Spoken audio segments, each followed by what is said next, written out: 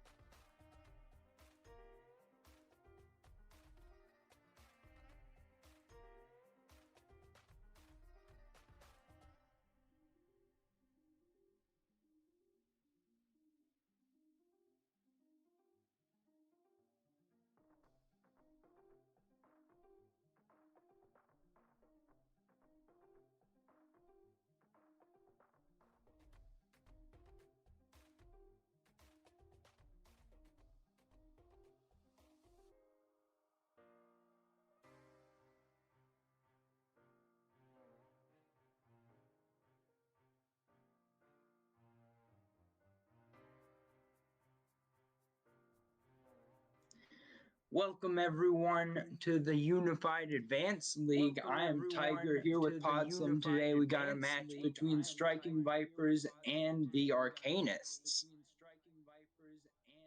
Yeah, both of these teams, I mean, fresh start to this season, 0-0 record, clean slate, looking to get out to an early lead. It's always a good start, a good feeling as well when you're able to get that 1-0. Gives you a little bit more comfort going into the next week. So both of these teams, both Vipers and Arcanus, looking to try and give themselves that comfort and a little bit of ease heading into these next weeks. Yep, always getting off on the right start can definitely lead you into better things as the season continues. Like 1-0, definitely going to mean a lot in as compared to 0-1 when Yeah. you're going to be fighting for top spots versus bottom spots. Yeah, absolutely. That one game can always mean the difference between them. Now, there are seeing a few new faces on the side of Striking Vipers. I believe Arrogant is a newer player for them in the top lane position, so that should be interesting to see the battle between him and Ping Paddler. I was talking before we started. I said Ping Paddler. That is one of my favorite names that I have seen in a hot minute. So I'm already looking forward to that matchup. Yeah, we'll see if we're going to have more of a fighting in the top lane style or if it's going to be more of tanks and then play for the team fights. Definitely in the recent patches, split push has become a lot more of an option with some of the new items. I think especially Hull Breaker, very strong split pushing style item. And we'll see if anyone's going to go towards that or if those things are going to be more of not enough time in the game to be adapted to yet.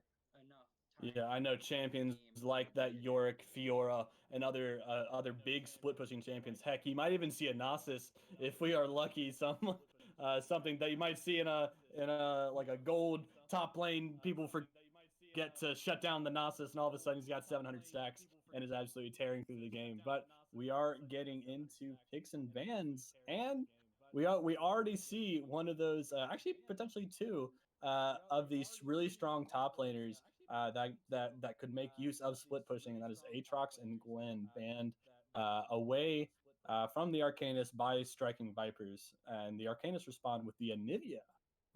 Interesting. Yeah, and the Nocturne definitely a good ban considering the changes to Stride Breaker. Now he can get on top of you and instantly slow you 90%.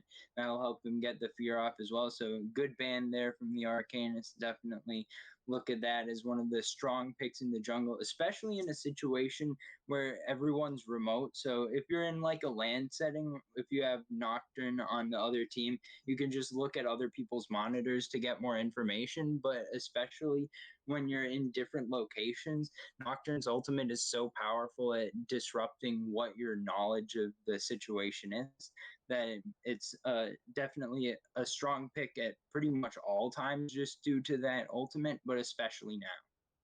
Yeah, and even considering that he can block teleports off with his ultimate, because if you use your ultimate before the other enemy top laner or mid laner for that matter can respond, they can't TP in, and by the time the ult wears off, the fight's already over. But the Arcanists do ban away Ezreal. We have been seeing Ezreal a lot in professional play as well as just all elos, just because he is super strong, and now some buffs to Divine Sunderer, making him just super strong. And then with the last picks of their pick, Striking Vipers, ban away Karma, and first pick Xin Zhao.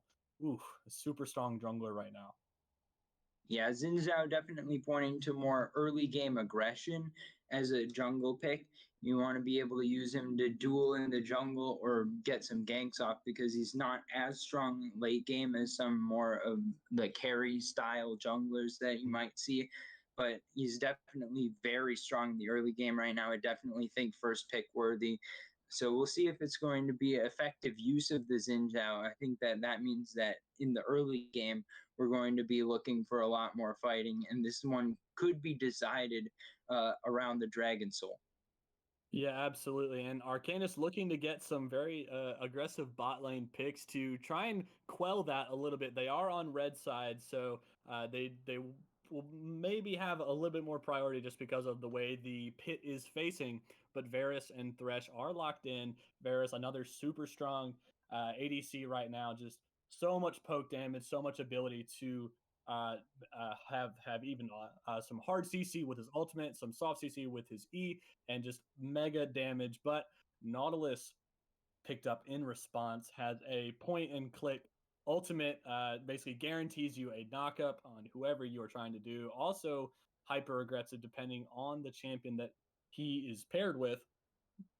But I want to see out of Arcanist the Rumble pick, because normally when you see Xin Zhao, you normally see that Rumble come out. That Rumble also has that dual potential in the jungle with the overheat, with the just early base damage out of him. So I'm wondering if Arcanist will pick up Rumble here, or will opt for something else that will be able to get some better ganks off, maybe like a Volibear, an Udyr, or something of that matter.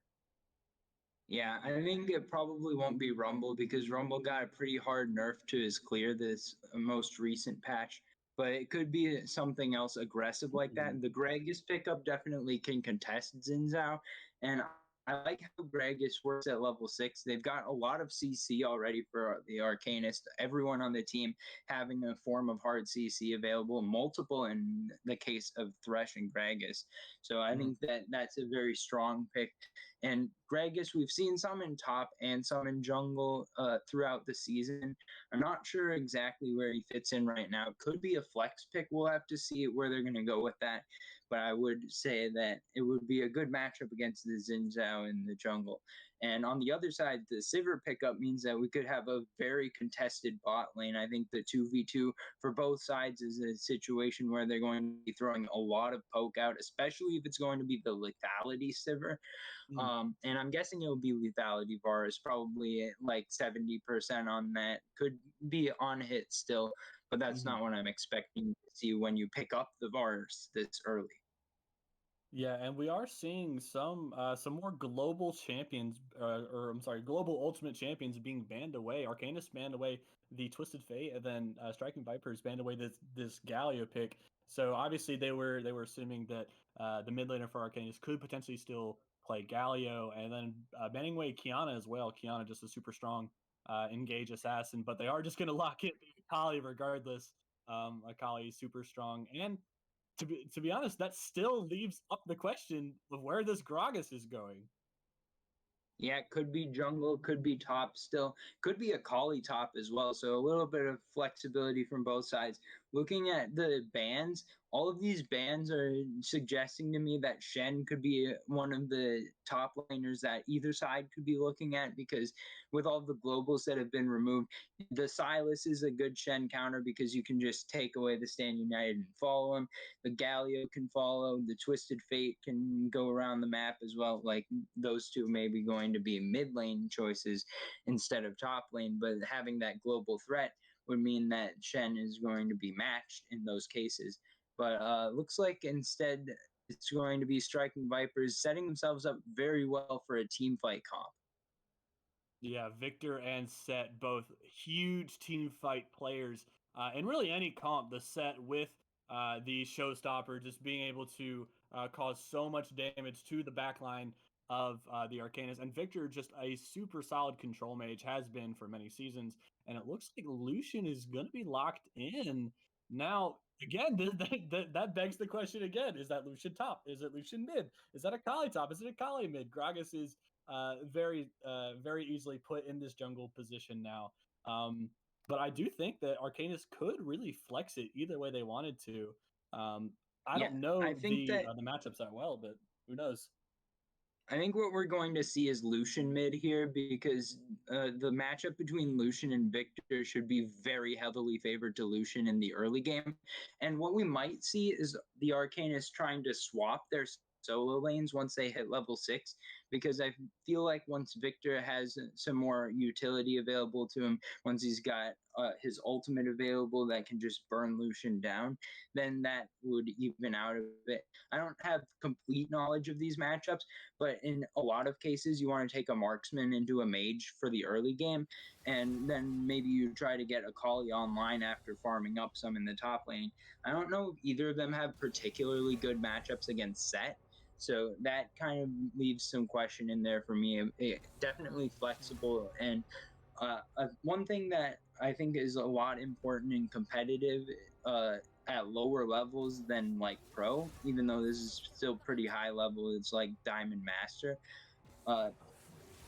A lot of players have champions that they're more comfortable on than others. Even for pros, this is true, but especially in the situation where it's people who aren't like spending all day playing League of Legends. Although, who am I to judge if that's what their decision making?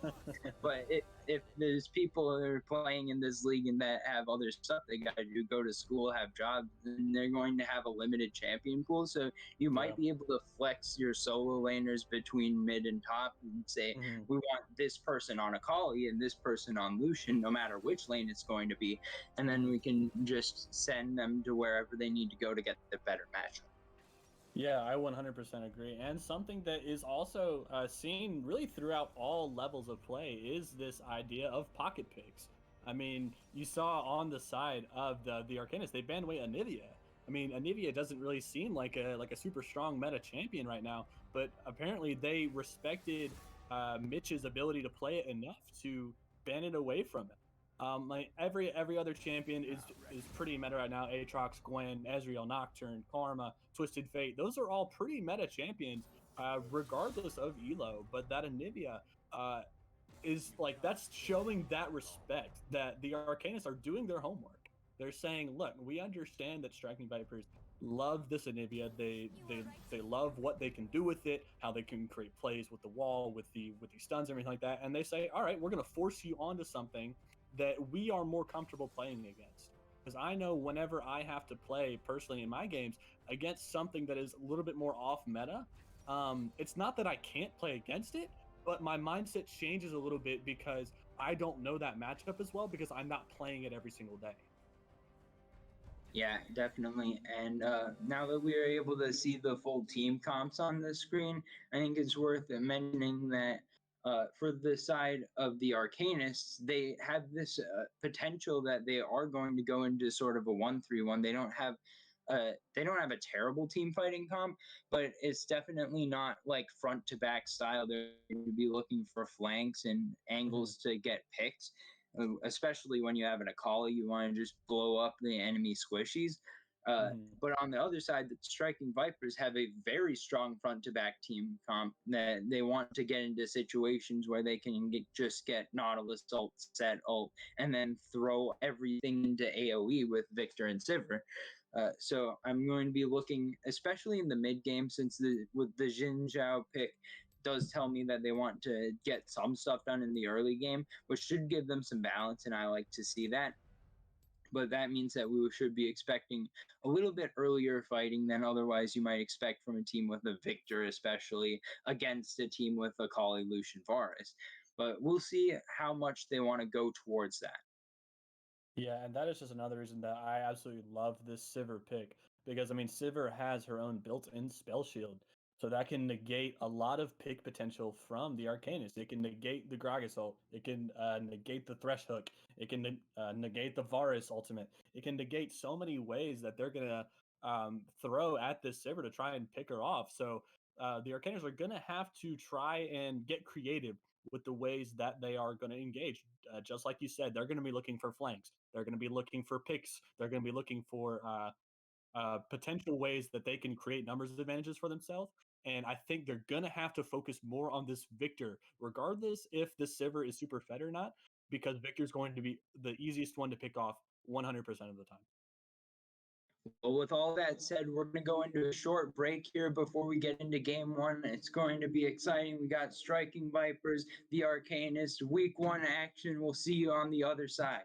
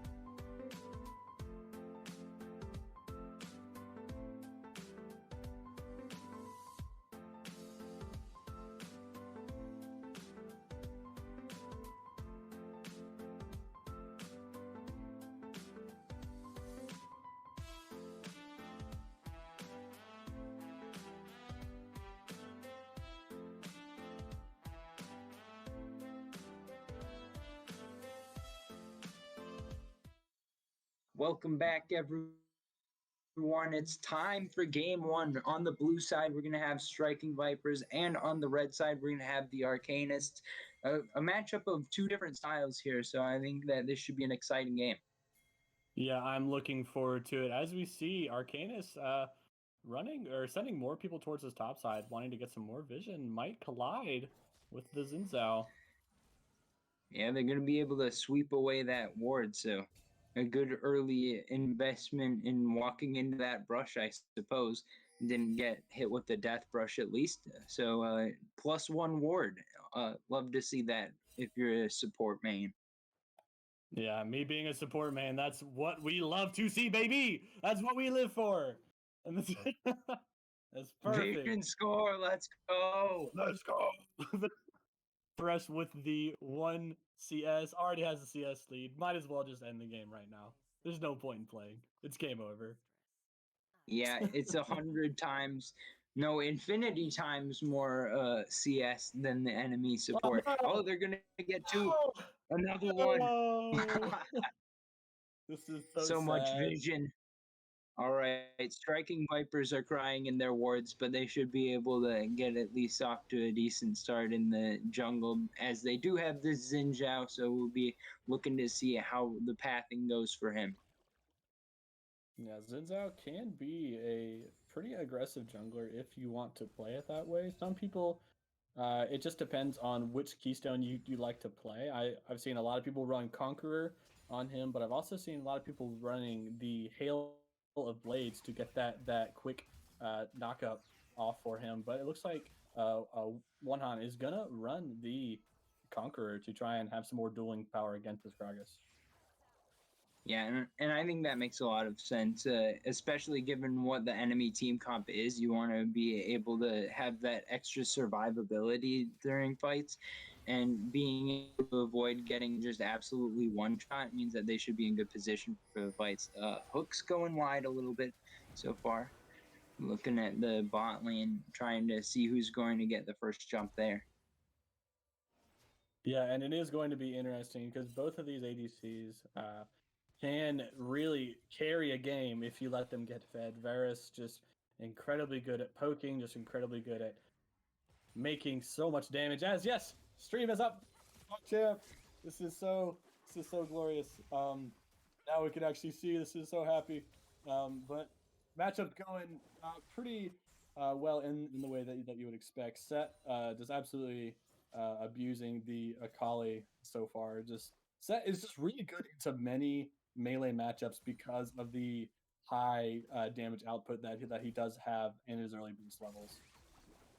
I mean, he's kind of good against all matchups. He's trying to go in a little bit for a trade here, arrogant. Maybe Might looking at a dive here Yeah. potentially. It could be a Yes. ping paddler Xin Zhao's rotating stepping up top. a little bit, trying to clear out this wave. The shroud is here, but it could be a gank as well. The set bar is pretty high. Now he's flashing forward, trying to go in for the solo kill. Now he's got the gank assistance, but it's going to be one back. And another kill in the mid lane is Lockstep going to find the solo. So 2 for the Arcanists here to 1 for Striking Vipers. Yeah, Lockstep just making use of that Lucian that we were talking about early game. When you run that press the attack, you can do so much early damage by just existing. I mean, and Lucian using that double shot passive can proc the press the attack so darn quickly. As we see, Varus already had to take a base. This wave is shoving into him. It's going to force Thresh to hold it. But it also looks like Sivir Gun is going to take his own. Hook goes wide, but might take some damage here. It's a lot of damage. Yeah, it could have been dangerous there for trance therapy if the bot lane of Striking Vipers had wanted to continue with that, but he will be able to hold the wave. Now he's got waiting to expire nearby him, so we'll see if there's going to be a gank showing up in the bot lane. It may just be some stolen Krugs.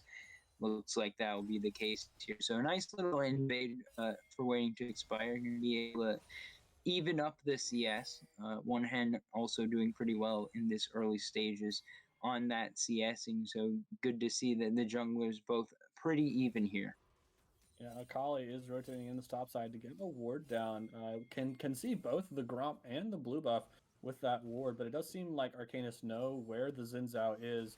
Spotted him off a ward in that red buff bush facing towards the Drake. But the first Drake is going to be a Mountain Drake, so might get something like a Infernal Drake or an Ocean Drake, and both of these teams would certainly love those. Mm-hmm. Especially for Striking Vipers, they'd love to see Ocean, and for the side of the Arcanists, they probably want to see that Infernal, because with the as much of a burst comp as the Arcanists have, if they're able to take down an Infernal Soul, then that adds the more extra damage on top of their initial burst that they want to be able to use to knock down these enemy carries. On the other side, having the extra healing can make Arrogant, One Hand, and Jordan bot pretty much unkillable. We're seeing some fighting going down in the mid lane, actually. New use of the Chaos Storm going to force Lockstep back. Now, the bot lane having some trades as well. I think Trance Therapy will survive this one, but good trades coming through from the mid and bot of Striking Vipers. Yeah, and that is the power of the Aftershock Nautilus. because whenever you proc that aftershock, you gain so many resistances that it makes it so hard to be able to return fire. But I mean, Arcanists are just in a better wave position in the spot lane, have priority, and are able to pick up the Mountain Drake for themselves. And it looks like next Drake is going to be Ocean, so that Infernal Soul could potentially still be on the table for both teams. Yeah, the other option, of course, being Cloud, which would mean a decent amount for the mobility side. I think that either one's going to be pleasing for the Arcanists, especially as they have taken down this first Drake.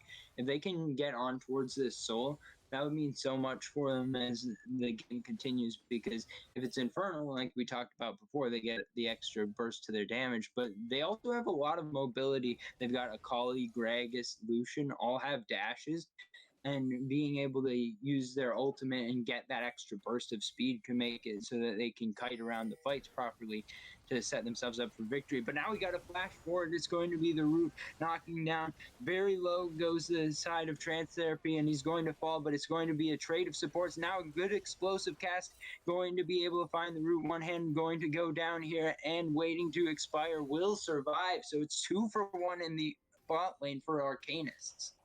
Yeah, and that is pretty big because one of those kills went over to Lockstep. The other one, I believe, went over to Spinning Axes. And the fact that Waiting to Expire did not fall there, it seemed like One Hand almost picked him off with that last auto attack. But a great cast by him to knock One Hand back in, because One Hand was out.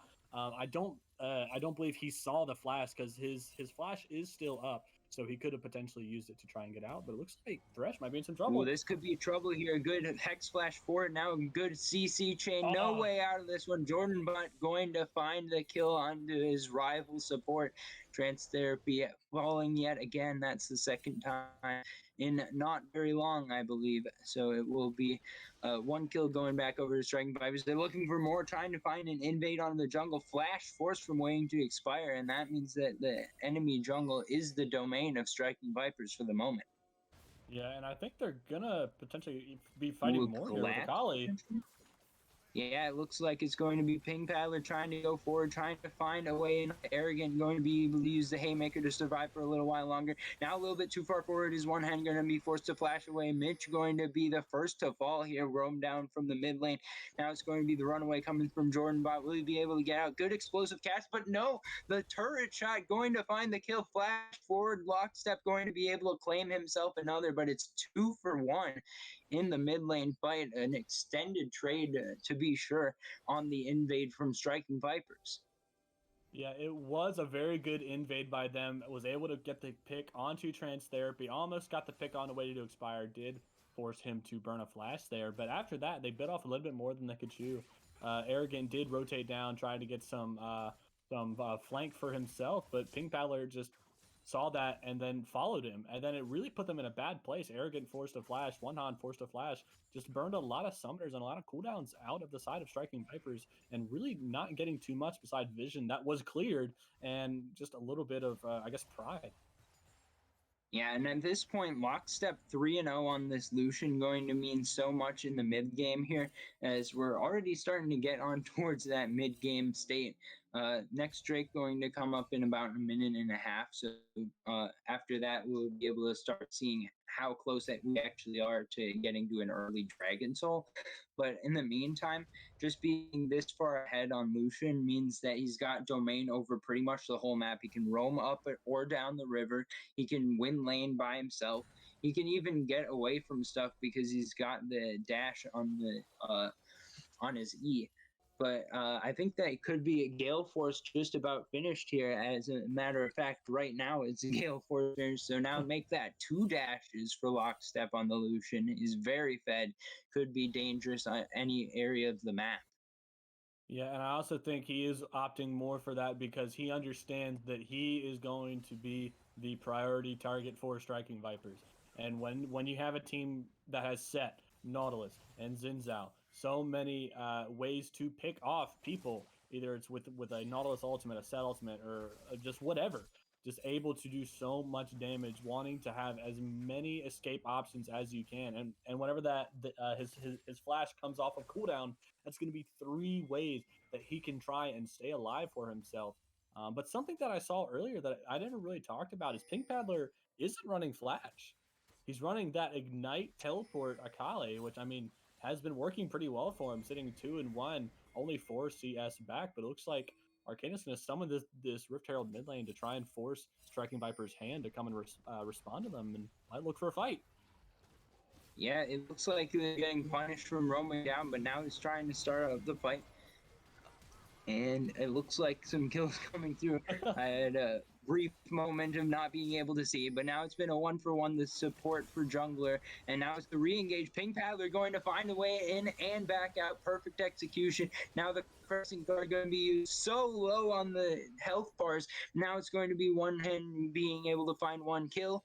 Now will he be able to continue to walk forward? He's got an enemy bot lane on him. We'll see if he's able to turn around. Dodges out, and the chains of corruption going to be able to kill off trance therapy. Now he's trying to finish off spinning axes as well. Going to be able to find one more auto attack. Smite going to finish it off. Double kill for one hand.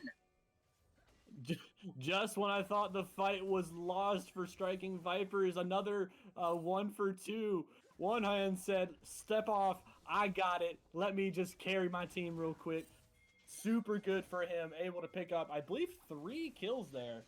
Picked up the kill onto Trance Therapy, the one onto Lockstep, and I believe, Spinning Axes as well. And not only do they get those 3 kills, they get the Ocean Drake, and they get top turret. That is a huge flip of tempo for Striking Vipers. Now one hand can go back and buy so many things, sitting at a lot of gold right now, and it just provides so much global pressure as the Infernal Soul goes across the map, and now both teams are shaking in their boots saying, we don't want the other team to grab this.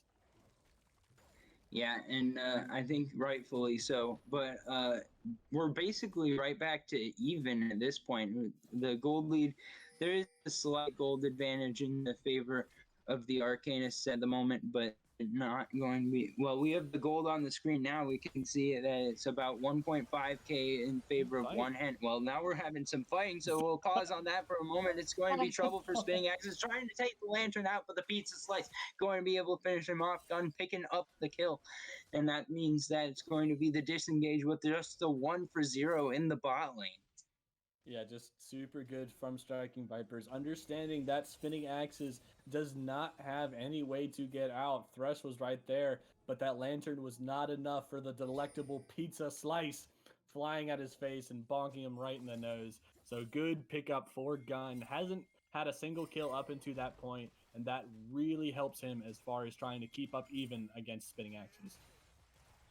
Yeah, after that, he's going to have that little area at the top of his mouth burn that you always get when you eat the pizza when it's too hot. But I think that after that, we're going to be seeing maybe the sides need to take stock of the situation and figure out what fights are actually worth fighting, and when is it just going forward a little bit too far to contest something that they don't need to, as Arrogant going to not do that here for this control ward. So a lot of attention around the top side jungle right now. Actually, both sides rotating their bot lanes up near this area.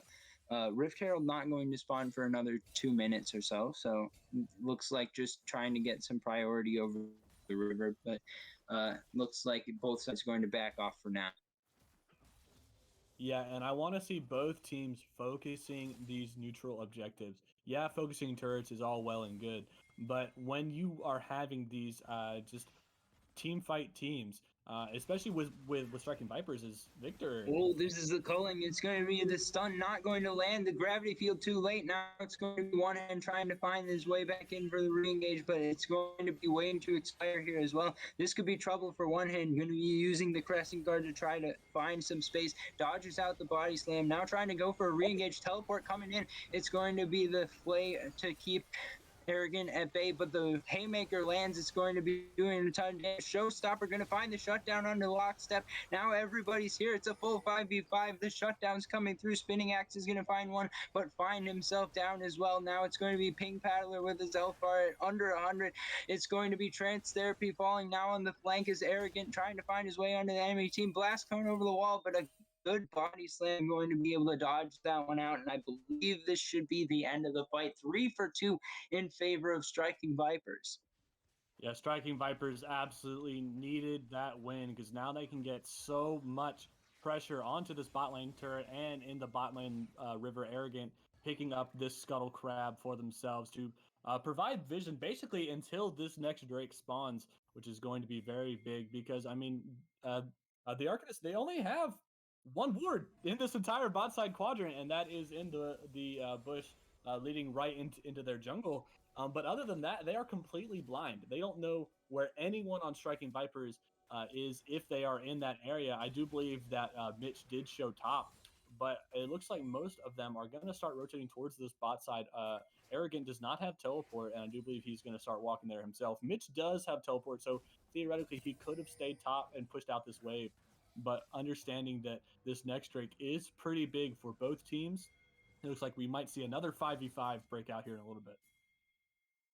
Yeah, and on that last fight, there was such a strong commitment from Striking Vipers to be able to say that they were going all in on that. Now, here is the next fight. Crescent Guard already going to be used, dropping very low his trance therapy, and he will go down. Now it's going to be the re-engage. Ping Paddler trying to take down one hand. Will he be able to? One more auto attack to get it done. He's so tanky with this being able to survive whatever that rune's called. I'm forgetting at the moment. But now it's going to be auto attacks coming in from Gun all the way forward. Now trying to escape is Jordanbot going to be using his depth charge to try to get away, trying to walk through some minions. I don't think there's any way out though. Waiting to expire, waiting to finish off that kill. It's going to be a couple more going over to the Arcanists. Yeah, and I really just think that sets them up for this Drake. Ping Paddler is having to recall here, but I mean, Lockstep did recall, was able to pick up some items and got his health back, but set. Yeah, more fights breaking out. It's going to be a showstopper. Arrogant finding the kills, trying to be able to get one more. Not going to quite be able to finish it off, though. It's a chaos breaking out all over the map. 1-for-1 in this instance for both sides being able to pick up a solo laner kill. Yeah, but that's really big because Lockstep used his teleport to get back to the fight like not 20 seconds ago. So now he has no way of getting back to this as another fight might even break out. Yeah, Gun could be the target here. Ping Paddler trying to navigate this fight once again on this Akali. Pretty Fed going to be able to find the perfect execution into 5-point strike and be able to knock down a kill. Now it's going to be Mitch trying to burn down Ping Paddler. How long will he be able to survive? Now the Chaos Storm going to be enough to take out Trance Theraport. No health bars left for the side of the Arcanists except for waiting to expire. And Spinning Axes, who has just joined the area, will be able to see if he's going to land the poke. The arrows coming through, going to be minimizing the health bars of Striking Vipers as well. Now the reset going to be a Cullen coming through as well. It's a good explosive cast, great combo of the AoE. Chains of Corruption not going to quite land. Now it's going to be the Infernal Drake going towards the side of the Arcanists, though.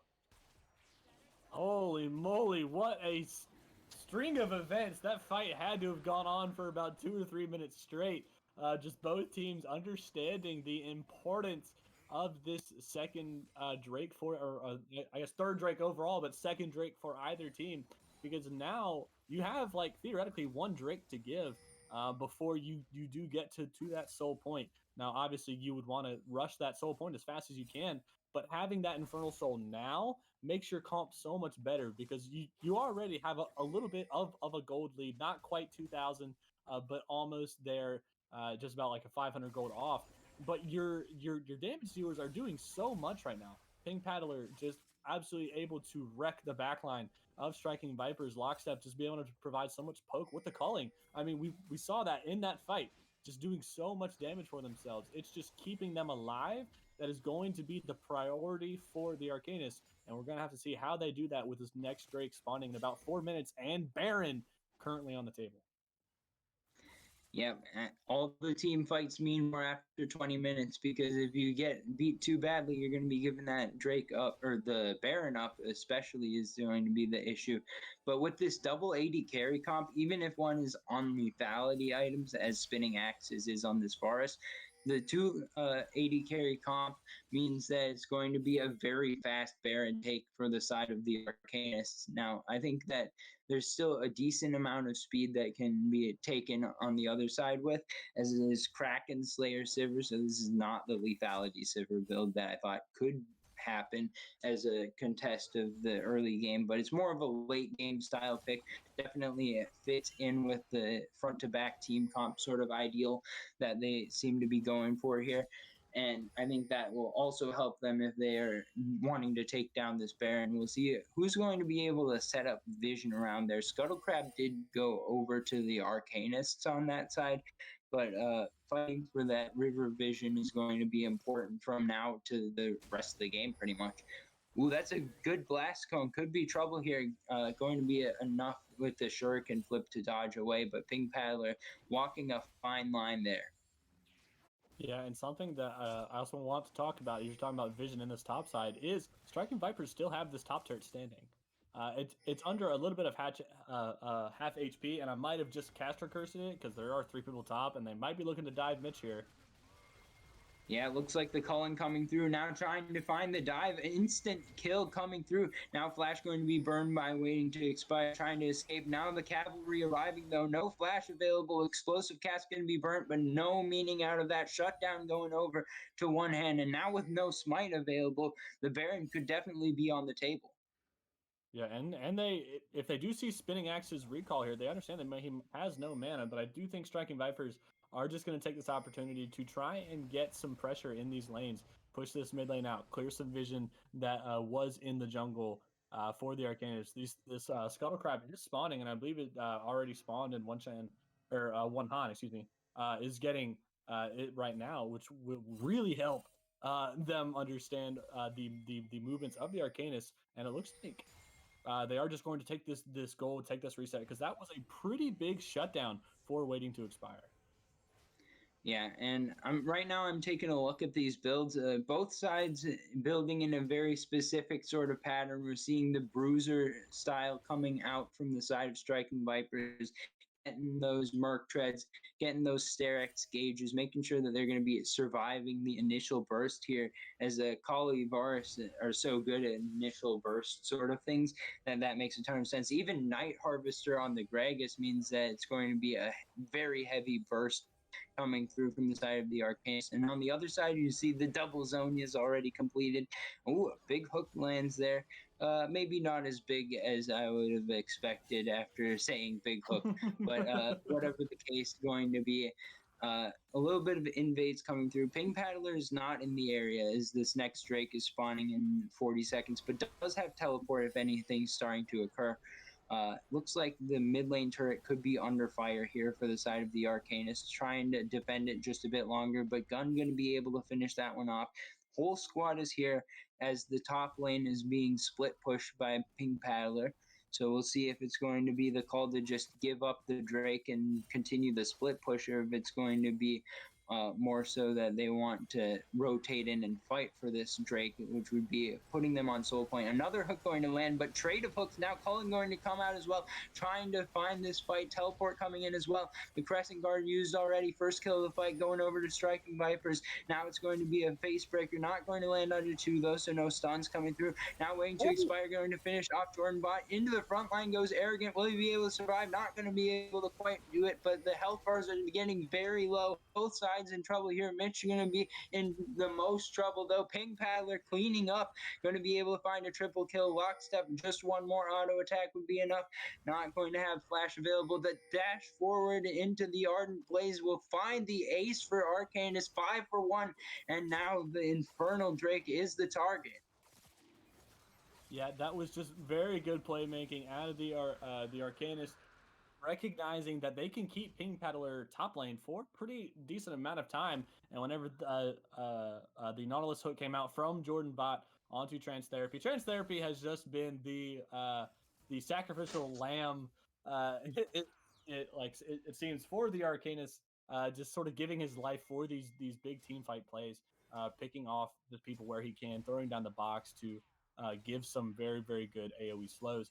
But the main player I want to focus on is Ping Paddler. I've been saying this all game. He's just been able to get in the backline to rip apart. Gun was probably half HP, and in the blink of an eye, he was gone.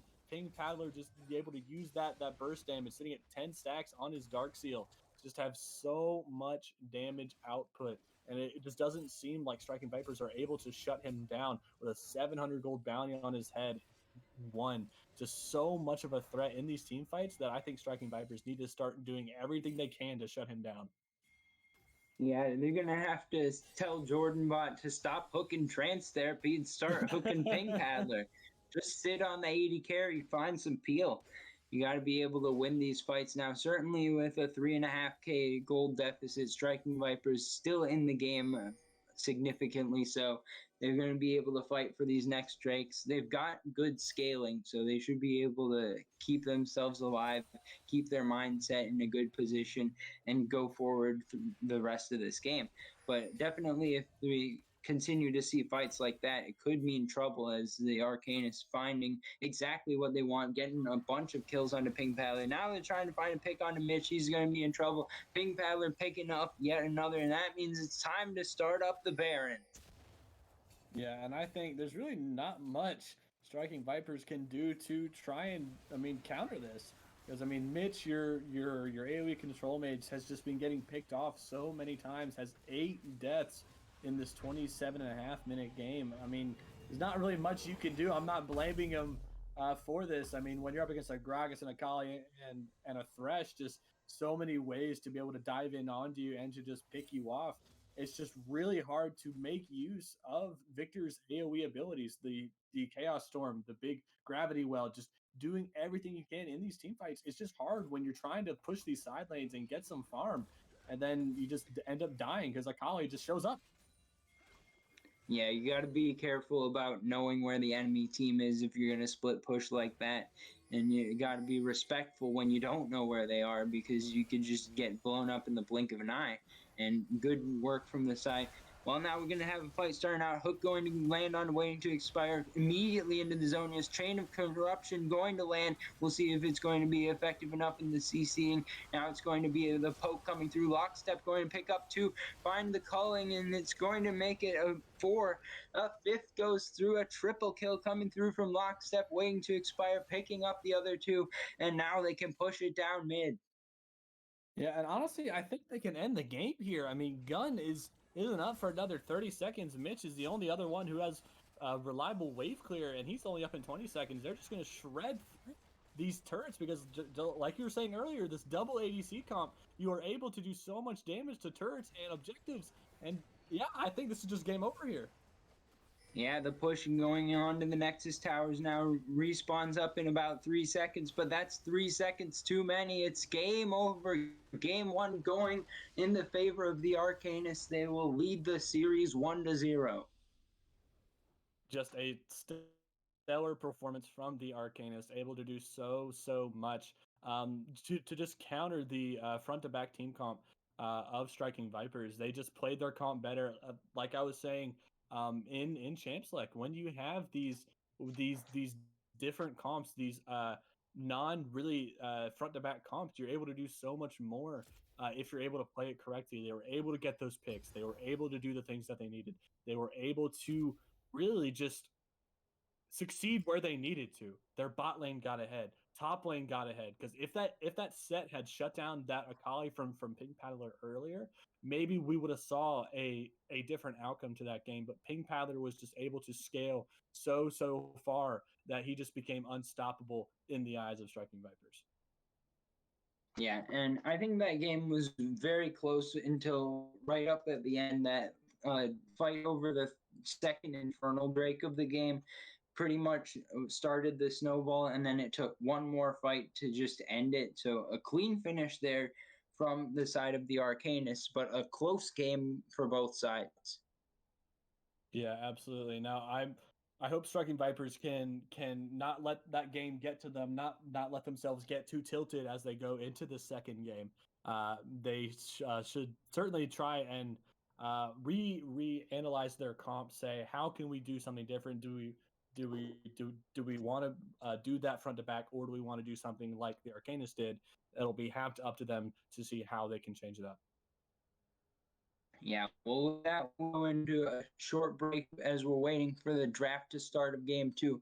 But the series just heating up here. We'll see you on the other side of the break.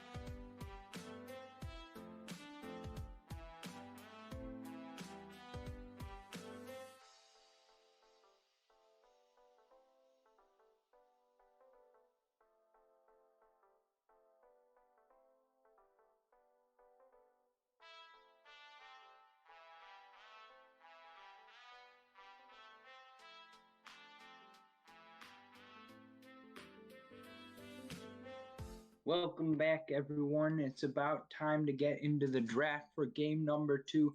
This time we're going to be seeing the Arcanist going over to the blue side, which means that Striking Vipers will be on the red side. And Podslam, how do you think that we'll be seeing the differences in the draft this time around? You know, I'm going to expect that Striking Vipers try and look for some counter picks in this mid lane or this top lane, because both solo lanes last game just, in my opinion, got counterpicked.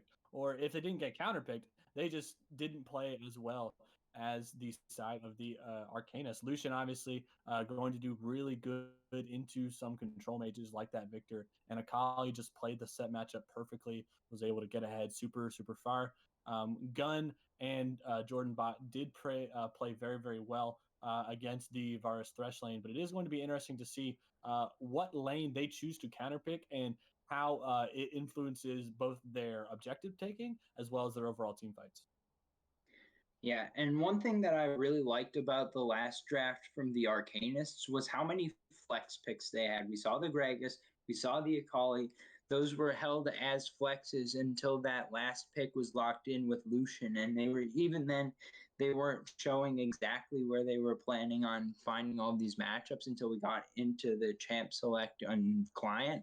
So having some more of those flex picks could be useful for the Arcanists if they're trying to finish off this one in a 2-0 fashion, especially given that the counter picks are available on the side of Striking Vipers this time around since they are on the red side of the draft. Yeah, and I'm wondering if multiple of these global picks are going to be banned from both sides, because like last time we saw Nocturne, we saw the Galio banned away, we saw Twisted Fate banned away. We saw so many options from really both teams. It wasn't just Striking Vipers or the Arcanists that focused those priority bans against themselves, but we are going to get into the draft real quick. And just like I was saying, the Nocturne is going to be banned away from the Striking Vipers, and it looks like Arcanists are going to go with that Anivia ban again. So obviously they respect Mitch enough to take it away from him. Yeah, I don't want to be able to give over that Anivia, and I'm thinking that the Nocturne might have been sort of a priority where the red side would be forced to ban it, but perhaps not going to be the case this time around, as I think that maybe it's going to be a specific target ban against a player. As Nocturne, definitely a flex pick as well, could go to a solo lane. So interesting to see how it's being banned away, but I think that we'll be seeing a situation where similar bans coming out to last game also makes sense from the perspective of the Arcanists. Yeah, we are going to see that Karma ban gone once again. I think that was banned by the Striking Vipers last time, but they are going to ban. No, I'm sorry. Yeah, it actually was banned by them last time. The Nocturne was banned away by the Arcanists, but Arcanists are going to pick up this Thresh. They obviously liked how Trance Therapy played it last game, or they at least trust him enough to play it again, and Vipers are going to respond with the set once again. Yeah, I'm really interested if we're going to see the Varus pick up again from the Arcanist. I think that was not their strong point last game. The bot lane, they were giving up some stuff. I'd like to see Striking Vipers pick up the Nautilus as well. I think it was a very good counter pick to the Thresh. But when you have something like Thresh, I always think of more like hyper scaling picks. And so I would like it for the Arcanists if they went towards something like an Aphelios or a Jinx or a Kaisa potentially, but it looks like they are intent on sticking with this Varus. The Lucian did get taken away, so we'll see what else they have in their bag of tricks if they want to pull out a different marksman. Tristana solo lane has been a thing before, potentially going to just pick back up this Akali, so they're just running it back as much as possible, I suppose. Yeah, and I mean, I like it from the Arcanist. I mean, if it ain't broke, don't fix it type of thing. I mean, if that comp did work pretty well for you last time, then try and emulate it as much as you can. Like you said, the Vipers did steal away that Lucian from them. Lucian just such a strong pick in this mid lane, and now it just puts the Arcanists in a very weird position. Just like you were saying, do they draft a marksman to try and make it different? But it is going to be Twisted Fate locked in, so that's going to be a Lucian either ADC or top lane for the Vipers. Yeah, Lucian ADC definitely makes a lot of sense. That definitely also puts a more priority on a Braum potentially as the support pick for Striking Vipers. But I like seeing this Twisted Fate pick. This is a good adaptation We saw it banned in the second phase last time around. So this time, being able to say that they're picking it before it can get banned means that it's going to be available for them. And I think the set could still be top lane. So I'm interested to see this Tristana ban. But I guess that set could still be a support pick, or I don't think it's very good jungle these days, but it has been in the past. So maybe Striking Vipers thinking about something like that. But we'll see which direction they're going to go with the rest of their picks. I like both sides so far. Arcanist, as you said, running back a very similar look to last time around, and Striking Vipers getting some more utility towards early game options, especially with this Twisted Fate. Yeah, and they are gonna opt for the Xin Zhao again. So they are leaving this Lucian and the set for that matter in some interesting places. I mean, if I'm the Arcanist, I have no clue where these picks are going, because just like you were saying, Set could be going support, Set could be going top lane, Lucian could be going top lane, Lucian could be going ADC. It all lies in that last pick, and I like the Vipers for doing that. They are saying, Arcanists, pick whatever the heck you want. We're going to counterpick it to the best of our ability, and it looks like Echo is going to be locked in, and I haven't seen an Echo in so long. I'm excited to see what the Arcanists are going to be able to try and look to do with it. Yeah, and it could be Echo mid or Echo jungle, or maybe even Echo top. I think it will be an Echo jungle here. We'll see what the last pick is. That'll probably give us some more insight. But even more of an execution-based comp than the last time around. And as I say that, the Scion appears. So if it is Scion top, as I would most expect it to be, that means that the Arcanist is actually going to have a decent front line this time around, in addition to all of this front-to-back stuff that they have. And depending on what the last pick is for Striking Vipers here, I think that the on-hit Varus could be the go-to option here. I think that there are a lot of squishy targets right now, but if it's a tank support, I think that on-hit makes sense. And as I say that, it is going to be the set flex to support. It looks like here in Silas going towards that top lane. So we'll be seeing just how effective that the Silas is as a counter pick to Scion, I believe, or what is going to be in both of the solo lane matchups, because there's been so many flex picks in these first two drafts that it's hard to tell just exactly where every pick is going to go. Yeah, and I am seeing from the chat in the lobby that Silas is Morgana. So as much as we would have loved to see that Silas, and as much as I would have loved to see that Silas, it is going to be the Morgana picked up. So it's gonna be Morgana support, which is still a spicy pick nonetheless. That is incredibly good. Just overall, the Black Shield providing so much safety to really everyone on the Striking Vipers. There's not really a single person that doesn't benefit from something like that, and the AP damage from the side of the Arcanist isn't too much. I mean, they don't really have, besides the Akali, really somebody that solely does AP damage. Yeah, I think Akali and Echo pretty much do a lot of AP damage, so I don't know how much they're going to be struggling in that specific category.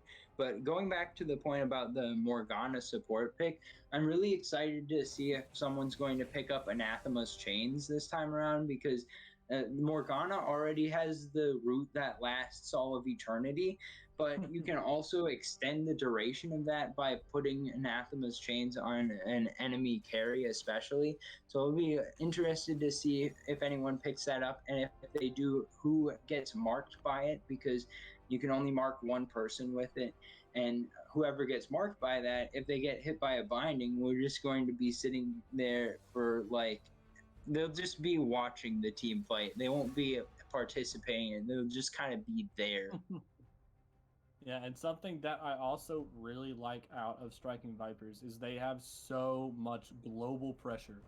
I mean, when you have Set potentially trying to run down this side lane, and you have Twisted Fate, who, if he does run teleport, has two ways of joining the team fight from basically any point in the map. Obviously, his ultimate isn't going to have as large a range as the summoner spell teleport, but it is going to be pretty solid himself. Now, I also like the Scion, though, because while Scion doesn't have easier or as easy ways to join fights. His ultimate is a good way to get across the map very, very quickly. And if they are fighting in the river or fighting in an open lane, might be a great way to try and engage as well. Yep, and I'm interested to see specifically the Scion build as well. Could be something like Lethality split push Scion. That could be a possibility here, depending on what the other itemizations are. Seeing that Morgana definitely pushes the Varus back onto that lethality track. I mean, you're dealing with 3 squishies in the bot side of the map, so for the early to mid game, Spinning Axes is going to very much enjoy the power of that lethality, and if they can get an early advantage in that bot side, that can be turned into winning the game. And I think that we will be seeing that build once again. But that leaves us the question of it, is Scion going to be a tank, or is he going to also be doing damage and then try to go into zombie mode and take towers? We'll see which direction he goes with that. Yeah, I think Scion is going to have to make that decision. Ping Paddler playing a much different champion than he was last game. Isn't going to be the carry per se, or at least isn't trying to be the carry if he does become the carry. He is going to look to just be a menace in these team fights. Lockstep is going to have to try and show up Ping Paddler and say, look, you did really good on Akali last game. Let me show you how I do it. Maybe he will be able to beat Mitch on this Twisted Fate. Twisted Fate is going to have a lot more pressure around this map to be able to set up plays using the Destiny Ultimate to be able to combine with One in these ganks, and might be able to pressure this bot side because of the just ultimate pressure that they do exude rather as this Lucian Morgana lane. Yep, and with all that said, we're going to go into a short intermission here on the other side. We're going to have game number 2. Striking Vipers need a win. We'll see if they can make it happen. Don't go anywhere. It's going to be another exciting game here.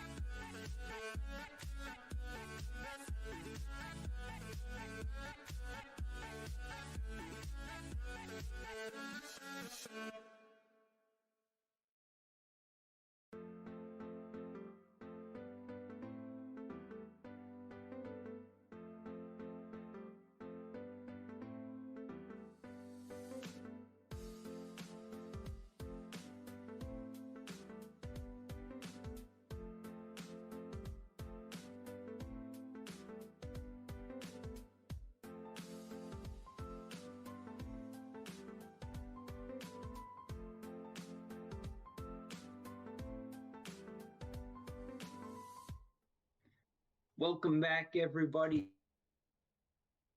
It's time for game number 2 on the blue side. This time will be the Arcanists on the red side, Striking Vipers. Striking Vipers need to win this one to stay alive in this match. We'll see if they can get it done here. Yeah, a must win for them to stay alive in this series. And it looks like some of the champions that dumpstered them last game are in their own hands, namely this Lucian. Ironically, it's not in the mid lane anymore. Neither Mitch nor Lockstep have possession of it, but most of the comps staying very, very similar to what we saw last game, trying to stay true to their roots, but it is going to be standard 3-4 point starts for each team. Does look like the Arcane is going to get a ward in that blue quadrant River Bush, but it doesn't look like any offensive moves are going to be made from either team. Both teams playing defensive, understanding the Death Bush strats that could be from both teams, especially because Jordan Bot is playing this Morgana, and it is just going to be some safe starts. Yeah, well, you can see the difference this game already. The vision score isn't being increased at 1 minute. So I think a very good sign here for Striking Vipers, not going to have to deal with the early CS advantage from trance therapy. But meanwhile, I think that both sides going to be looking pretty aggressive this game. Last game we saw a lot of this aggression, but I think this time around Striking Vipers even better set up to handle these early sort of fights occurring before level 6 even. Yeah, I know that the game-changing play that was last game was trance therapy picking up that ward at the very start of the game. That's what made all the difference. That right there snowballed everything into the hands of the Arcanist, and because he didn't do that, his power spike, his ability to carry has plummeted down the drain. So Striking Vipers are going to have to capitalize off of that.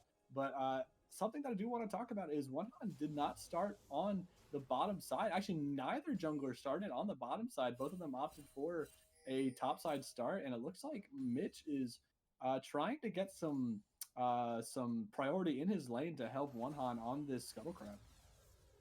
Yeah, going towards this bot Scuttle Crab, and I think that with the bot lanes as they are, it's a Varus versus Lucian matchup. And last time I was expecting some fireworks in Varus versus Sivir, but it did end up being that sort of on-hit scaling Sivir build that we've seen in the past more often with the Kraken Slayer. Well, Kraken Slayer wasn't a thing in past seasons, but you know what I mean with the late game Sivir build. Looks like an invade coming through. Maybe going to just try to steal away red buff. Actually going for the kill is One. Will he be able to finish it off? Going to be able to take away that red buff, and first blood cleaned up by Mitch with the wild cards. Yeah, Striking Vipers striking first, able to pick up the kill onto Waiting to Expire.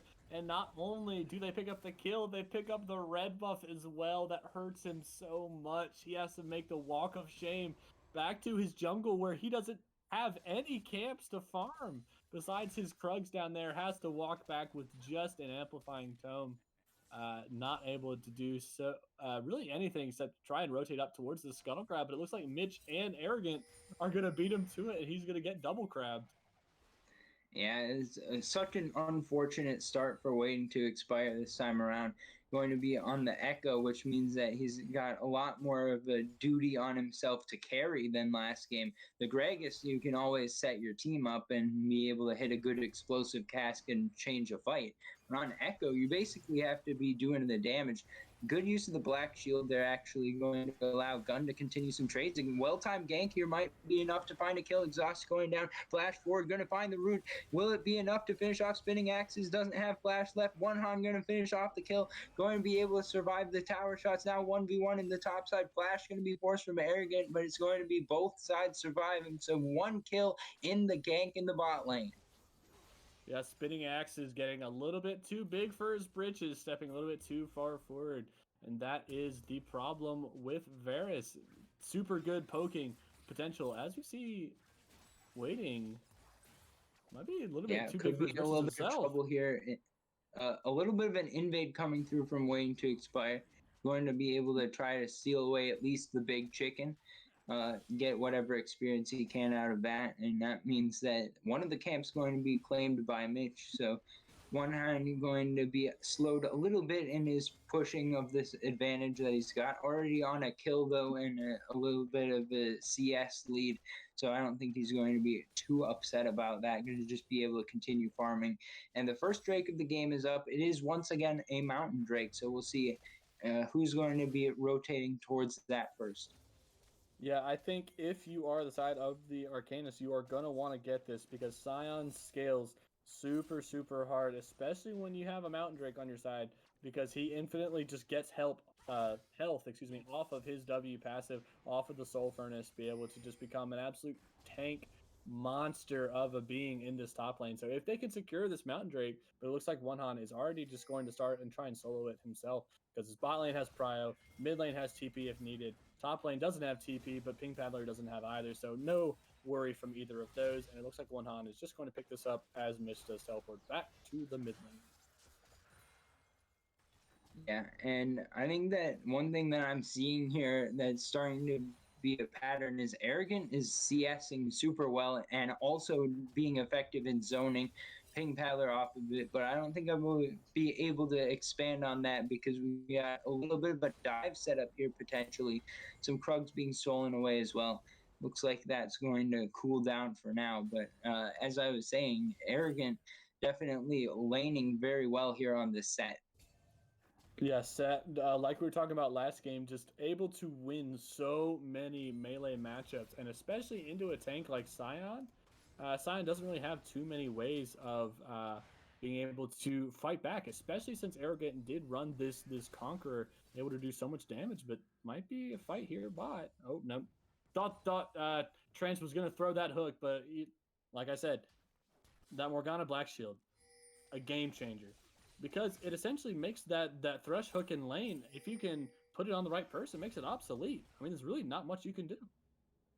Yeah, Morgana counters Thresh super hard, so I think that especially for lane, the Morgana was a really good pickup here. But they need to be able to utilize that as an advantage and push that advantage to get themselves ahead. Right now, they're going pretty even. Like they're definitely not in any position where they're threatened of being killed, and they have chances to get kills. But you actually have to convert on that before you can consider the usefulness of the Morgana to be that positive impact. Now, Morgana's Black Shield is useful throughout the entire game, so I don't want to say it's just a lane thing, but especially this matchup in the bot lane going to be an important thing for the side of Striking Vipers to take advantage of. Yeah, and something that I do want to see out of Jordan Bot, just like you were saying, I want to see Morgana roaming. I want to see her going around to these other lanes, to Mitch, to be able to rotate up towards this Rift Herald, to try and get advantages everywhere on the map. Because if you can get this set more ahead than he already is, then it's going to make an absolute game change of a play for them. Looks like Xin Zhao is actually going to try and rotate down, but I do believe that the Arcanist did see him. Gonna be walking behind them. Yeah, still at risk of being dove. Actually, we got teleports coming into the bot side. We'll see if we can pick up what's going on here for you. A little bit of technical difficulties here. Have the screen locked in a position that's away from it. But looks like a little bit of a disengage came through. One hunt was forced to flash. But other than that, no summoners burnt means that both sides just going to go back to whatever it was they were doing before. A little bit of roam coming through from Bot now. We'll see if the invade on the jungle going to be able to find any fruit. It's going to be waiting to expire, dropping pretty low here. Going to try to smite for some health. Going to be able to use the chrono break to stay alive for the moment. Trying to engage on him is one hand, and he's going to be able to finish him off. I don't know what's going on. Oh, it looks like a solo kill occurred in the top lane, and it was a trade as well. So interesting things happening. And we'll see if we can figure out how we can see these things. I'm just loving this view of the spot lane inhibitor. Got the side of the map, but I'm sure it will be fixed here in a second. But yeah, some very big kills. Really on both sides. Pink Paddler was able to trade that kill back onto Arrogant, which was huge because if you had gone down a kill, and you're down almost 30 CS, then it is going to be so incredibly hard to stay relevant because, yeah, you're Scion. Yeah, you're always going to just be like a meat shield and be tanky. But, I mean, if you're an item and a half down, yeah, you're still going to be tanky, but I mean, you're just going to get shredded, especially by this Lucian, who's just going to do so much damage with this pressing attack and the Morgana and Twisted Fate, because you're probably not going to be building too much MR other than some Merc Treads. Yeah, it looks like the Rift Herald being taken down by waiting to expire here should be able to secure that no contest coming through. I will be interested to see if that's going towards top or mid lane. It has been claimed now. It looks like some action beginning in the mid lane. It's Lockstep trying to go in for a kill. Going to be able to be cleaned up by Trance Therapy. Now trade in the bot side. Going to be the 80 carries killing each other, which means that it's going to be a 2-for-1 so far. Rift Herald going to go down. Drake spawning in 10 seconds, so that's going to be seeing if we can get 1-for-1. And we're able to see things. Hooray. Now we can go in, trying to find a lantern on the way in. Going forward with that jump is waiting to expire. Now it's the 1v1. Crescent Guard going to be used. Flash away from Lockstep, trying to keep himself alive. Now it's going to be the parallel convergence, going to dissuade any further engage. Not going to be the Drake started just yet. Teleport back into the top side from Ping Paddler to make sure that he can catch the wave. And the Rift Herald did land for 3 turrets, turret plates. So that is a pretty decent usage of that early Rift Herald. Yeah, and apparently our producer was fighting with his cat. That is what caused that that lovely view of the inhib. But Arrogant, getting a little bit arrogant himself, almost being taken down. Yeah, has the Conqueror, but oh, the Drake! Oh, the steel coming through with the piercing arrow. Spinning axes, what are you doing here? You're going to be able to find that one over the wall. Was that blind? No, I think there was a ward in there, but there was still. a ward in the back of the pit. Yeah, I didn't want to say anything. I wanted the suspense to build up, but oh, spinning axes, that helps so much because not only do you get the Cloud Drake, but they're about to fight, so I gotta shut up. Here comes the Destiny Gate in behind. Instantly deleted. Spinning axes on the wrong side of Destiny this time around. Now it's going to be the bot tower. Not under fire just yet. There's no wave here, but a single kill on the pick definitely going to feel good for Striking Vipers. Yeah, while Spinning Axes did take that Cloud Drake, Mitch said, "You take our Cloud Drake, I take your life, buddy boy." Sitting at 1-3 on this Varus, not having a fun game this time around. Is going to pick up a plate. Should. I don't know if that minion finished it off. No, it didn't. Oh, that plate's like 1 HP on that. But yeah, a big kill for them nonetheless. And I've been saying this since the start of the game. Mitch has to enable his team. They has to get them ahead. Twisted Fate is one of the best team-oriented mid laners that you can have, just because he has the ability to enable his top lane, his jungle, his bot lane, literally anywhere on the map. As long as he has teleport or just his ultimate for that matter, he can make plays and get them ahead, because Twisted Fate getting ahead is all well and good, but if you can get your ADC or your top laner ahead, it's a complete game changer. Yeah, and that Everfrost already being complete for Mitch means that those roams are so much more effective. You can just come in behind the enemy carries and then just root them instantly. Gold card on top and then wild cards. That's going to be a huge chunk of health and the setup for the teammates to finish off the kill. So a bunch of utility here. I love the pick, and it's working out for him well so far.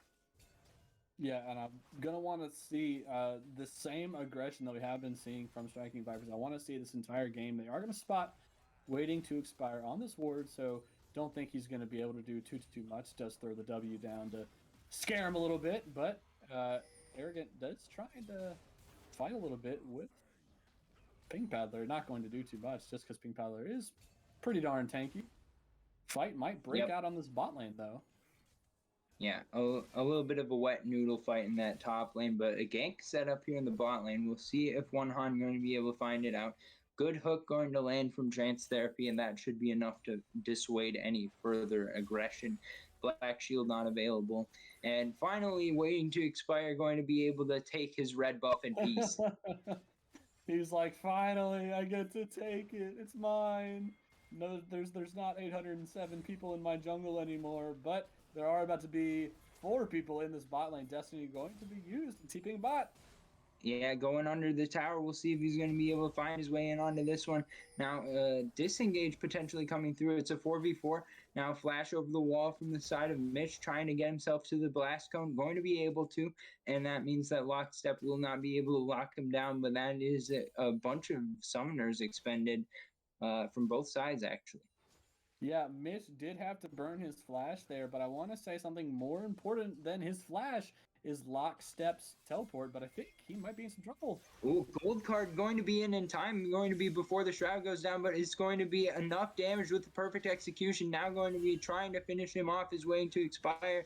Now One Hand going to be in trouble. It's still walking forward, trying to find a kill. Lantern going to be available, but now the Black Shield as well. The Soul Shackle is going to force the flash away. Now the Chrono Break going to keep waiting to expire alive. Now it's going to be the re-engage trying to come through. Roaming up, but with no health, is gone. Now it's the shutdowns coming through. Lockstep wants to show that he's just as good on Akali as Ping Paddler is. Going to be able to clean up that kill. Now chasing, trying to find him under tower. Will they be able to find the zone? I think the disengage coming through, but in the top lane, it's the showstopper. Good flash away from the Haymaker, going to keep Ping Paddler alive for the moment. Going to have about 300 HP. I don't know how you dive this either. Arrogant could be in trouble. Going to get knocked up by the decimating smash, but will he be able to find his wave? I think this is it between the top laners, but a good engage in the enemy jungle from the side of the Arcanists. Yeah, picking up 2 kills for themselves, and not only 2 kills, but a lot of needed gold in their pockets. Because now you can see Lockstep able to finish his boots and that Rift Maker. Spinning Axes, we didn't see it on our screen. He didn't pick up a kill or anything like that, but he did so much damage to Gun, it basically forced him to not engage. But it looks like engage is happening here. Here comes the perfect execution, trying to finish him off as Lockstep. But now under tower is going to be the roots coming through. One Hawk going to be able to clean up, waiting to expire. Now the lantern over the wall going to be enough to get Lockstep to safety. But the Drake available here, as it's the Ocean Soul coming up for the side potentially of Striking Vipers if they can get a couple more. Yeah, and I think that was just a little bit over aggressive from waiting to expire, not having the Chrono Break to be able to keep himself alive. But I don't think Spinning Axes is going to get this again, will he? Oh, piercing arrow attempt not going to land. Good smite from the side of One Han, going to be able to claim that one. They would be on soul point if it wasn't for a different piercing arrow, but they're still in good position here as the early game has gone heavily in the favor of Striking Vipers. 4,000 gold lead now. Already finished off the first 2 towers, and they've got firm control over the game right now. Yeah, and I want to see them continuing this pressure. I want to see them trying to rotate up towards this Rift Herald. Maybe they can pick it up before it does despawn at about 19 minutes and 30 seconds. Maybe get some pressure for this mid lane turret, because that is the only outer turret that is still standing for the side of the Arcanist. But I want to see Arcanist trying to defend as best as they can, because their comp scales very well. Ping Paddler, just like I was saying earlier, infinitely scales with his health. Lockstep is going to become such a big damage threat, able to one-shot Mitch or Gun, or really anyone on their team if he gets super far ahead. But it is going to be up to the Arcanist to not let the snowball continue. As we see... Ooh, engage here, going no. to find the gold card. Such a strong CC combo, just out of nowhere materializes the pick, and that means Spinning Axe is going to be in the death chamber for 30 seconds. Yeah, he is playing Gray Screen Simulator this game, sitting at 4 deaths already, not having himself a good game, simply because, like I was saying, is playing that Varus against, you have the point-and-click stun from TF, you have the Morgana bind that lasts 7 years, and Xin Zhao is going to pick up this Rift Herald, like I was saying, which is going to be so good if they want to try and pressure this mid lane turret. And by the way, I believe that is Anathema's chains on Arrogant as the second item. So if that is the case, yeah, it is. That is Anathema's chains. So I would like to see who he's got that linked to. But whatever the case, that is going to be extending this CC that's already lasting so long, as the CC chains coming through all around it with the Everfrost, the Gold card, and of course the Morgana binding. It's such a long period of time that you have to sit there, and it's just extended by Anathema's chains. Yeah, and honestly, I would think you would want to try and put it onto somebody like this Scion. Because, yeah, you might say, oh, put it on Lockstep or put it on Spinning Axes. But, I mean, really, if you hit them with any form of CC, they are more than likely going to die just because of how much damage you have. So, I mean, if you can lock down Ping Paddler, who's going to be a lot harder to kill simply because he is so tanky, currently has the Gauntlet and the Merc Treads, and is building to, I would say, probably like a thorn mail or something like that. Does have the 2 cloth armors in his inventory, but I would say put it on him, because not only are you going to be able to do that, but if you're split pushing against him, it's going to be so much better. But Mitch, Ooh, could be trouble for Mitch. Perfect execution, trying to blow him up, going to be able to do so. Lockstep going on a killing spree here, going to be able to find the 1v1 kill. Now it could be trouble for Arrogant in the top lane, trying to 1v1 Ping Paddler, but it is Trance Therapy arriving to make it a 2v1 and a 3v1, and it's going to be the arrival of Spinning Axes to finish off the kill. Shut down going over. It's 2-0 in favor of the Arcanists.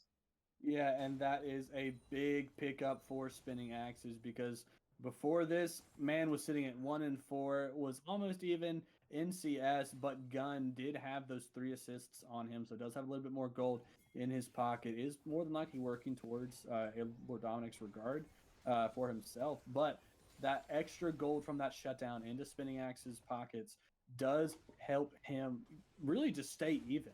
Because, I mean, even if you aren't ahead of this Lucian, you want to stay even as much as you can, because you want your piercing arrows to do so much. You want to stay relevant in these fights, because you can do so much damage without actually being in the center of this fight. Yeah, the Xin Zhao ultimate might negate some of your damage on him specifically, but if you're able to pop Gun or pop Mitch before they can really do any of their damage or their utility, then it's going to be so difficult for Striking Vipers to pick off people in these team fights. Yeah, and Striking Vipers still with a decent gold lead right now, but we do have to keep in mind that Lockstep, with all of the gold that he's gotten, being 3-0-1 on this Akali, is going to be a threat no matter what. Now it's going to be a root landing over the wall, actually instant kill coming through. Jordan Bot going to be able to pick that one up on Trance Therapy. Now it's breaking out a full 5v3. This is not the fight you want if you're the Arcanist. Going to be escaping is the side of Lockstep, but he will be finished off. Shutdown coming through. It's 3-0. Now trying to chase down the rest of the kills is the side of Striking Vipers. Into the Zonia is going to go Jordan Bot to keep himself alive. It's a 4-0 going in favor of Striking Vipers, and they're on their way to Drake. Yeah, they are going to force this soul point, and if you're the Arcanist, that is not the fight that you want. Trance Therapy is having flashbacks of last game, just getting picked off, just dying.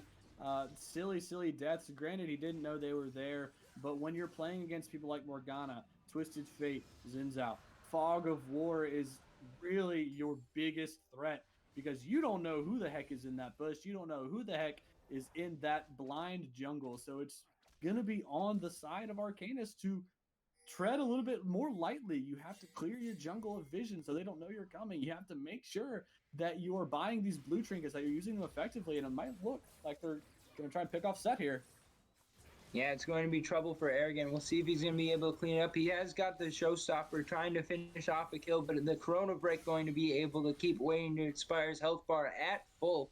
4-man group going to find the pick for the side of the Arcanist, and they may be right on to Baron here. Yeah, it looks like they might actually try and force it onto Jordan, but Jordan Bot could be in trouble. He could use the Black Shield, going to deny anything from the unstoppable onslaught. Now it's going to be a flash hook, going to land actually a double play as well. Great CC chain coming through from the side of the Arcanist. Now the turret goes down. One going to be traded back, but it's a double kill coming through. Now it's going to be a good route with the Everfrost, trying to find the disengage over the wall, going to go one on, but it is a 3-for-1 in favor of the Arcanists. Yeah, a big hook from Trance Therapy, channeling his inner Mad Life, saying, all right, I gotta take this game into my hands. And that was a beautiful execution for really everyone on Arcanist. Trans Therapy was able to use these Shurelias to boost them all up. The ultimate from Pink Paddler. They weren't able to break the Black Shield of Jordan Bot initially, but they were able to get that dive off. They were able to kill the turret as well. That turret was 1 HP, so it was essentially dead anyways, but they were able to open up the map a little bit more. Granted, the other two of the outer turrets are still alive for Striking Vipers, but that little bit of boosted momentum, that little bit of morale for their team is going to carry so many dividends at the end. Yep, and looking at the back end of those fights, it just keeps going back and forth between these two teams about who's going to win these team fights. But on the side of Striking Vipers, they were able to actually get an objective on the back of their team fight victory. No such luck for the Arcanists. Now it's going to be a hook going to land, though. Trans Therapy trying to find yet another kill, waiting to expire, going to be able to finish it off, but now one traded back, his gun going to finish off it. Both supports down. Now it's going to be engaged 3-on-3 setting up. Mitch going to have to back up here. Going to be able to find enough kiting. Now he could be on the wrong side of the map, though. Pink Paddler going to try to take him out. It is the gold card going to land, but will that be enough to disengage? Going to be trying to run away here. Now fight breaking out on the top side as well. Arrogant going to be in trouble here. Now it's going to be a 1v1 between Arrogant and Lockstep. We'll see who's going to be able to come out on top of this one. It was Mitch able to escape at the cost of his flash, though. And it looks like the top lane fight not going to be continuing just yet. So it's going to be I believe a kill happened, but I'm not sure which one it was because whoever was killed already respawned. Yeah, ideally it was a 1-for-1 trade for both sides, but any type of 1-for-1 trade, if you are Arcanist, is good for you, because anytime you can go even against Striking Vipers right now, you're essentially winning. Because yeah, they might be ahead, but if you can stop them from getting more off of these plays, because keep in mind, Striking Vipers didn't get really any pressure in lanes. Then yeah, they might have got some vision and everything like that, but there wasn't an objective to take. There wasn't a turret to take. There was they didn't rotate towards Baron because they were able to trade kills with them. So Arcanus need to keep taking these scrappier fights where they're able to trade 1-for-1, 2-for-2, because the more you do that, the more the gold starts to even out, and the more your team starts to become a bigger threat. Vision going to be cleared away. Insta delete coming through. Gun walking too far forward, waiting to expire, going to punish him for it. That could be the tide that turns away from the soul coming through on the side of Striking Vipers. The Arcanists are going to be in a situation now where they can push forward to complete this vision sweep. Going to be able to take away this one. The Scuttle Crab did go down, so that one can't be swept away, but all the other vision can be set up around this next Ocean Drake coming up just under half a minute from now. Trying to find some mid priority is Striking Vipers here, so we'll see if they can get back into that river. Gun will be alive by the time that the Drake spawns. Teleport coming from Lockstep, actually, so both sides fighting over this mid lane. We'll see who can get to it first. But right now, it's going to be the Arcanist with priority over the pit. We'll see if they're going to be able to turn on it and finish it off before they get collapsed on. I believe that we'll see a contest here from the side of Striking Vipers. It's going to be Arrogant walking forward. Does the team close enough? Now the teleport coming in. It's going to be too late, though. Blue team taking the Drake. Now it's going to be the Crescent Guard. What about the fight? Lockstep going into the backside, going to be able to clean up the first kill of the fight. Arrogant trading one back with the Showstopper. Now the flash away. It's going to be Lockstep trying to escape. Arrogant in the 1v3. We're going to be winning that, though. It's going to be the whole team turning around. Another kill going over to Striking Vipers. 2-for-1, but Drake going over to the side of the Arcanists. Yeah, and I think Striking Vipers can really just look towards Baron here. I mean, they have the health bars, they have the CC and the damage. If the Arcanists, excuse me, decide to try and contest, and Pink Paddler is going to TP in mid lane, and they might try and contest. Yeah, it looks like the teleport coming through means that it's going to be Ping Paddler at least showing up here. Health bars are pretty high, so I don't think that there should be too much concern on this. But the question is, do they turn or do they burn? It looks like turn is going to be the call. Hook will land onto Jordan Bot, though. It's going to be a first kill of the fight going over to Lockstep. Now the Haymaker going to be huge, actually, the showstopper trying to finish off Lockstep. Going to be dodging back around, but not going to be able to escape. One hand going to be able to clean up that kill. It's 1 for 1. Now another hook over the wall, not going to be able to quite land, and one hand going to be able to clear some more vision before they're going to have to back away. But I believe a 2 for 1 in favor of Striking Vipers. Yeah, and the Anarchists, I mean, they did what they were supposed to do. They stopped it, and Zinzao is still in there. Oh, this could be trouble. Fighting it occurring once again. Will it be enough damage from Gun to finish him off before he can finish off his mid laner? Yes, it will. Mitch going to claim the first kill of the fight. Arrogant back into the fight. Spinning axes. Got flanked. Going to be finished off here. Now it's going to be the 1v1. Good Zonia is going to keep Mitch alive. Gun is here to finish off, waiting to expire. But as he was waiting for the Zonias to expire, but it didn't happen. And now it's going to be the Baron with no contest. Yeah, I mean, it was a good attempt from the Arcanist, but just wasn't able to really do too much. Was able to give a few more kills over to Striking Vipers, but they are just going to be able to pick up this Baron, and that is going to help them so much. They are still going to have it for a little bit when this next strike spawns, because the buff is a little bit over 3 minutes. But that is going to be so big for this split push with this set and with this Twisted Fate. Granted, Twisted Fate doesn't have his teleport, but will have Destiny here in a little bit to be able to join these fights, be able to try and make some bigger plays.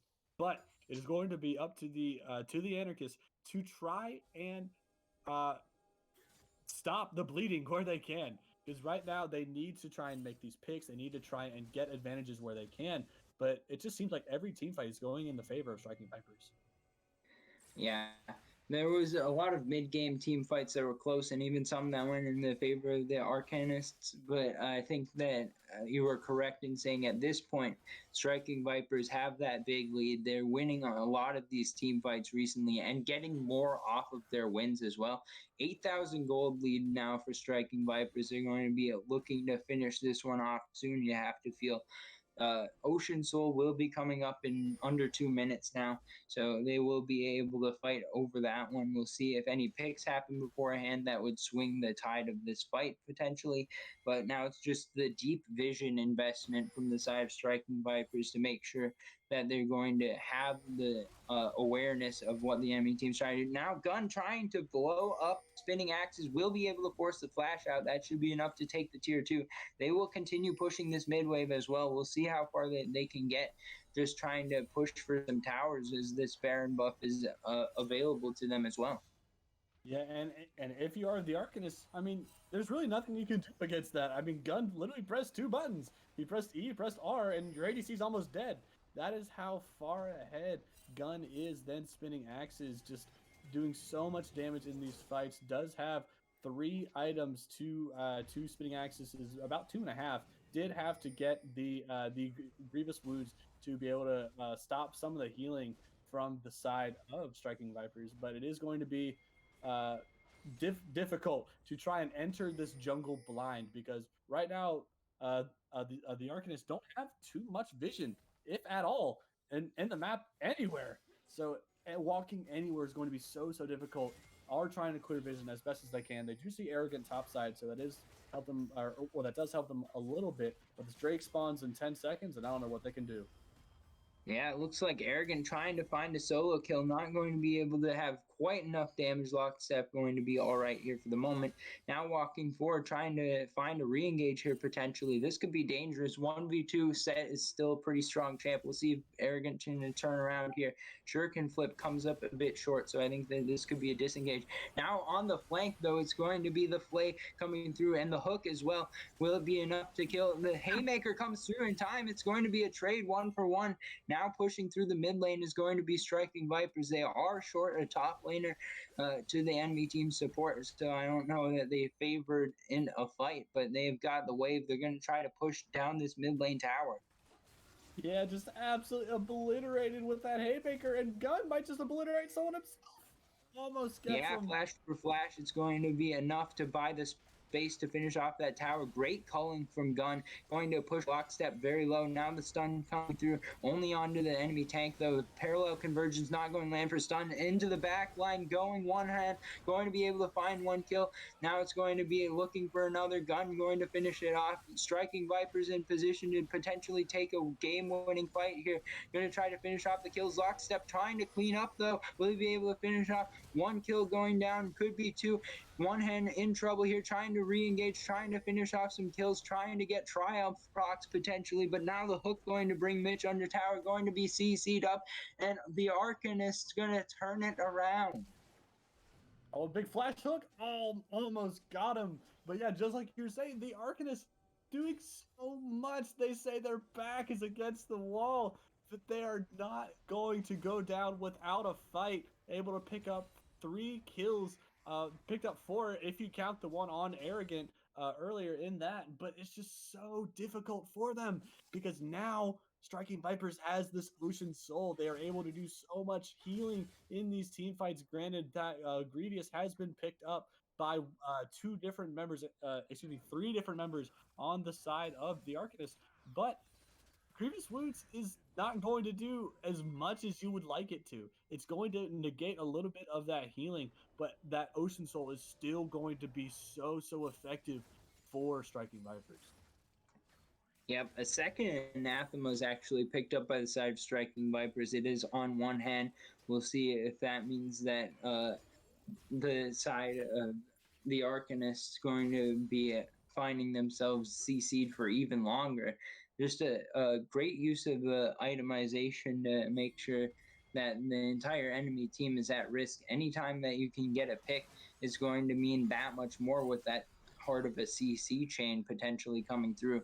And definitely with the huge pick comp that Striking Vipers has, this is a great use of the itemization to support that comp.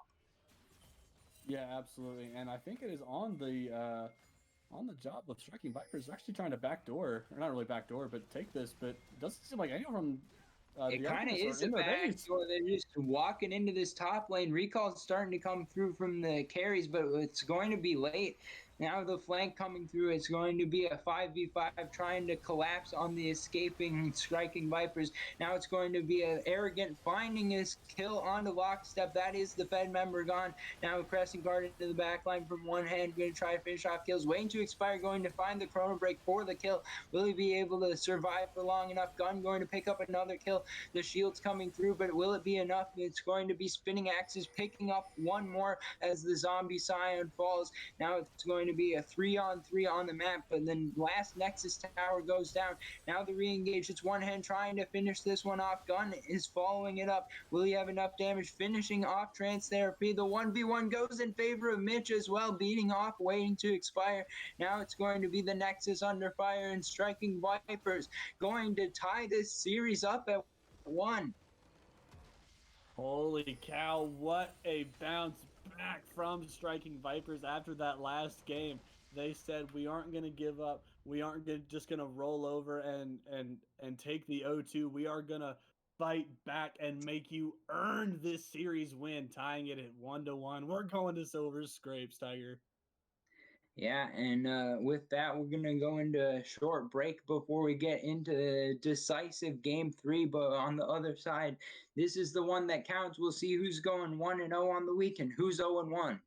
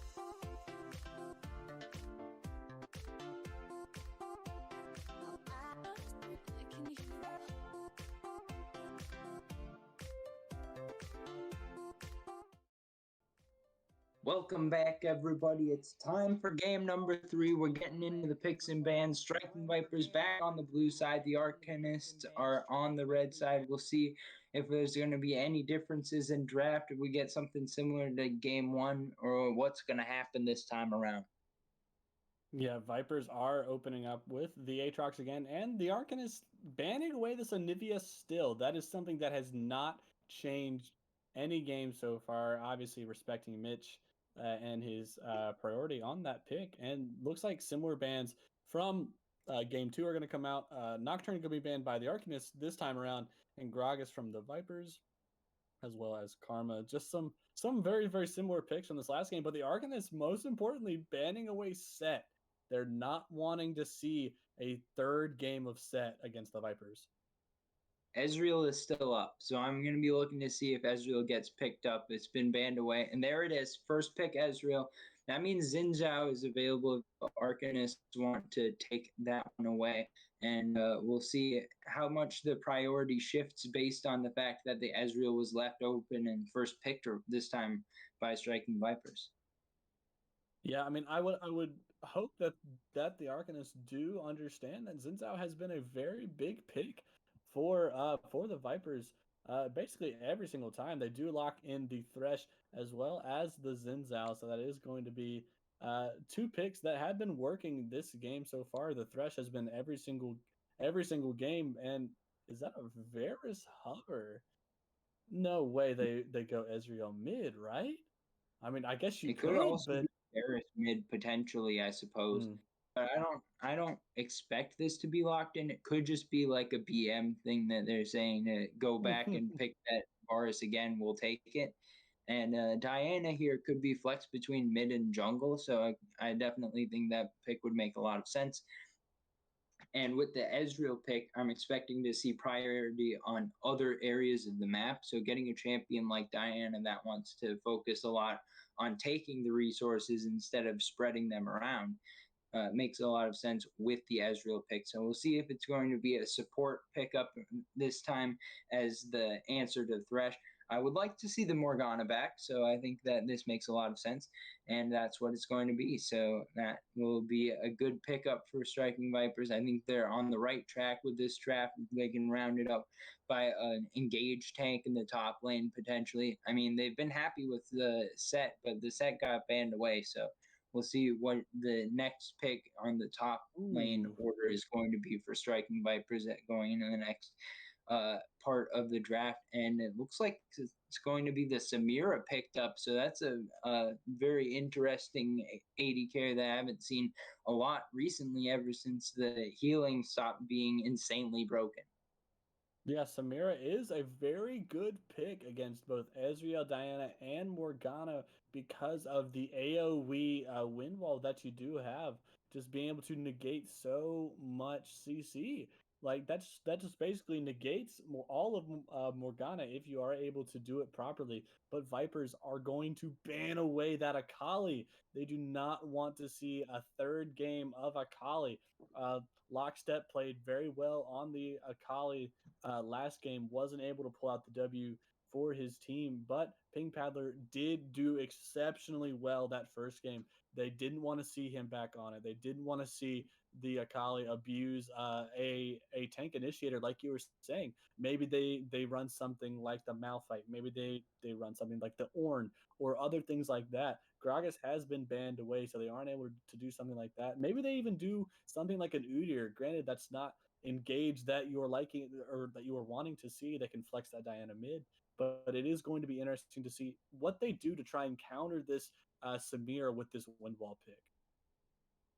Yeah, and I think that from the side of Arcanists, they're going to be looking for things that can support the Samira, because Samira very much is a champion that wants to 1v9, and so is the Xin Zhao. So I'll be interested to see if they're going to just go back towards more carry-oriented picks in the solo lanes, or if they're going to actually put some more supportive stuff. It looks like they're just going back to the strategy of having 4 members on carries and Thresh in the support role potentially here, depending on who they pick up in mid/top lane, depending where Gwen goes. That is a flexible pick, which is something that Arcanists have been using successfully in the first two games. Could be a Jax here in the top lane, though. That is a very strong pick. Has the split pushing potential. Good with the pick like Ezreal, where you can just focus top side and leave the Ezreal on an island. And I think that is a very strong pick here to make sure that it's going to be striking Vipers having a point of pressure and potentially going for a whole split push style. We'll see which direction they end up going for a mid lane pick. Going to be the Viego picked up actually, so I believe the Viego's jungle and that pushes Diana to mid. And we'll see what's going to be the last pick for Arcanist as they have the counter pick here if they want it in the mid lane. Yeah, I actually think that Diana might be going jungle, and might run the Viego mid lane. We have been seeing a lot of mid lane Viego in professional play, and I don't doubt that that could be done here. But they're gonna opt for the Wukong. I can only imagine that Wukong is. I mean, that could be flexed either. I mean, this Gwen and this Wukong pick can really go either way. So it is going to be up to the Arcanist to see, all right, which matchup do we like better? Do we like the Wukong into the Jax, or do we like the Wukong into the Viego or the Diana, depending on where that goes, like you were saying. There's so many damage dealers on both sides of the team. Neither team was wanting to play that standard front to back comp. They said, all right, you want to fight? Let's fight. We're going to have an all-out brawly game, and I'm looking to see probably the bloodiest game of this series so far. Yeah, and one note that I would like to make is that we got a lot of circles here.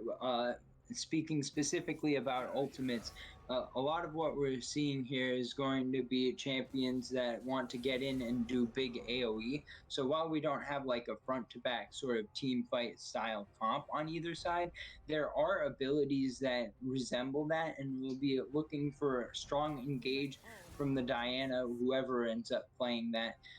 To be landing a good moonfall into potentially a flash soul shackles from Jordan Bot on the Morgana, and that could set up all the damage that they need to clean up with some mystic shots over the top. And on the other side, you're looking at Wukong and Samira, which will mean that we're going to have cyclones, we're going to have inferno triggers, and like I'm saying, it's all the circles, everyone trying to get their AoE finish off all the kills around. All about that geometry, man. I hope you paid attention in math class. Got circles, you got big AoE damage, you got squares, you got rectangles, you got trapezoids, you got literally everything, because nobody's going to be able to keep track of the amount of things that are going on. But I do like, out of the side of the Arcanists, they do have Samira as well as this Gwen, who are able to be immune to a lot of CC just based off of their own abilities. Yeah, you could probably grab a QSS or something like that to be even more effective. But I mean, they just have that straight up built into their kit. And when you're up against somebody like Diana, who loves to just dive in and just try and get as much damage off as she can, as well as this Viego, you're gonna have to try and rely on fending off this CC, because if you do get picked off, nobody on your team is really that tanky. I mean, you're just going to get popped by the Ezreal, by that Viego, and by that Diana, because you're not going to have anyone to soak up that damage for you. Yeah, Wukong might get a little bit tanky, but I mean, that's not going to be too much if you're just constantly getting poked by an Ezreal with Divine Sunder. Yeah, and what I'm going to be looking for here, as much as any game, is going to be the vision from both sides. I mean, we both play support. We know about the vision score importance, but especially when you've got such squishy members on both sides and such ability to instantly delete the enemy team. The vision is going to be everything. Whoever gets to see what's happening is going to have the better chance of winning a team fight.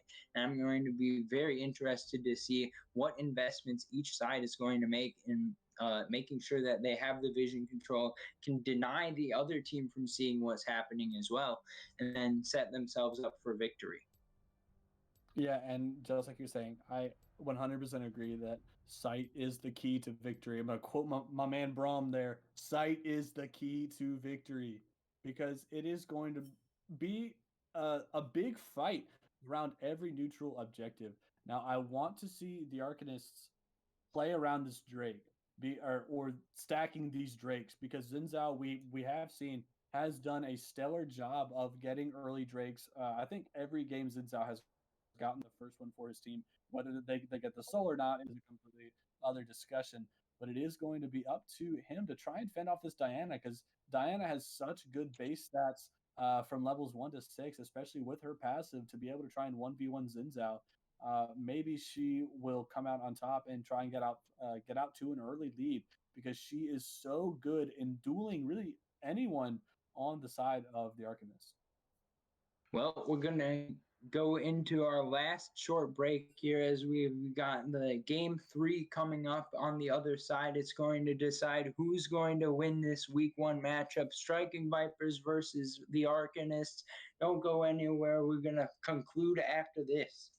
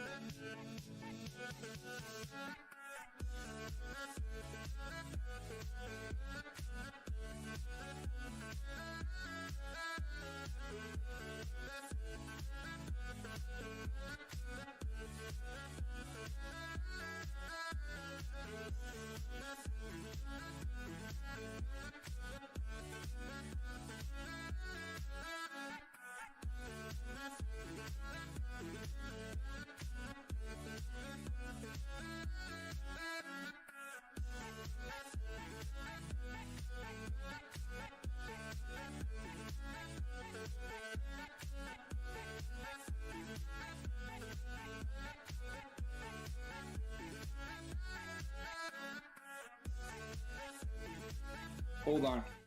We don't have vision.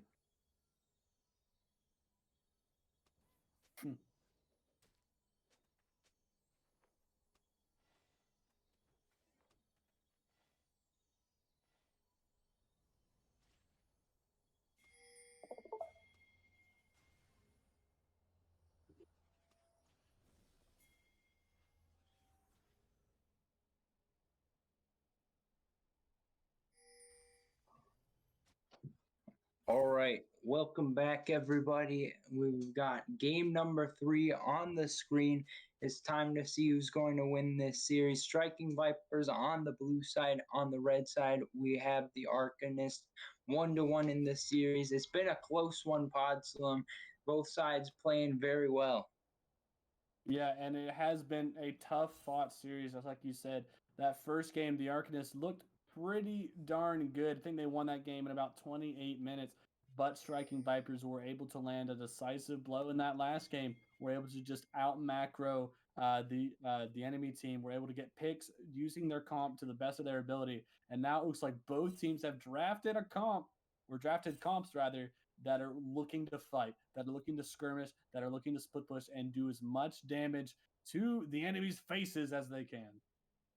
Yeah, and both solo laners for the side of the Arcanist are going with the Ignite teleport, and so is Arrogance. So we're seeing a lot of shift in the meta towards going away from Flash on solo laners in some instances, and I think that led to a lot more abilities to go for ganks, go for solo kills, and it's been exciting to see.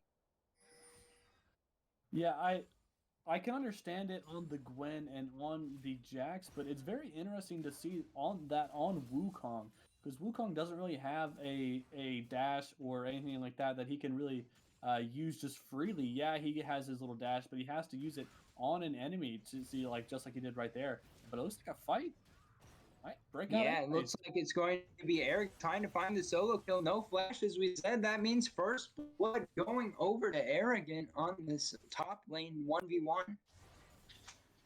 Yeah, I think that was awfully just arrogant of Ping Paddler, pun intended, just to try and fight the Jax there. He doesn't have any other abilities other than his dash. He doesn't have his clone to get out to safety. Jax does have the counter strike, which just negates all of your damage. Yeah, you have your own ignite ticking down. That's not going to mean anything, but a fight breaking out bottom.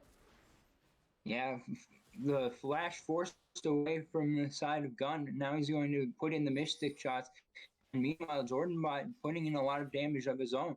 Now it looks like a gank could be coming from one hand as well. We'll see if he's going to be able to sneak his way in. The helper is a little flash going to find the binding. Trance therapy, no flash available, so he is certainly going to fall. Gun going to clean that one up. Successful gank in the bot lane by one hand. Yeah, one hand sadly not able to get any assist credit to his name, but will pick up the bottom lane Scuttle Crab for his troubles, as you see waiting to expire, picking up the one on the other side. But that is what I'm wanting to see out of Striking Vipers, using this superior dueling and poking comp. Because yeah, you might lose in the 2v2 to Samira and Thresh if you just fight them outright. But if you are able to whittle them down with the Mystic Shots and with the binding as a Samira, yeah, a little bit aggressive here from Spinning Axes. He could be in trouble. Just going to fall directly to Gun. A little bit too aggressive there from Spinning Axes and just gets a Mystic shot to the face and finishing him off. Gun now 2-0 on Ezreal. Yeah, Spinning Axe is getting a little bit too big for his britches there. I mean, yeah, your support is right there behind you, but you aren't in range to really do anything. Plus, you're taking so much minion damage that you really aren't able to do too much. And now Ezreal sitting 2-0 just hurts because he already has his Sheen.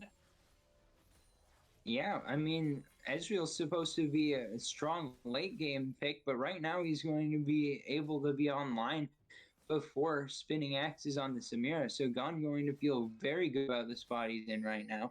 And now you can even use that bot lane as a point of pressure.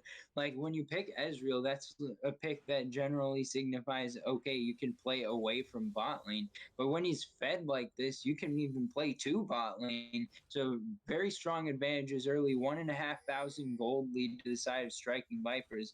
And it needs to be the Arcanist calming down a little bit, not going for so much of these aggressive plays. Yeah, and even considering that Jax was able to get that early kill onto Ping Paddler at the very start, even supports that idea of focusing towards mid and bot even more. Because not only will you be getting them ahead, but you'll be able to start dragon stacking as Xin Zhao might look for a gank top. Yeah, Arrogant apparently disconnecting, which means that it's going to be the pause coming through right before the engage happens. We'll see how fast they can get him back online, hopefully coming soon here. But looking around right now, the strength on each side, you can see the Sheen's coming through actually in the top and bot lane from the side of Striking Vipers. We see the gold on our screen now, 500 is the lead for Gun early on, and almost 700 on the side of Arrogant. So those two carrying this gold lead almost entirely.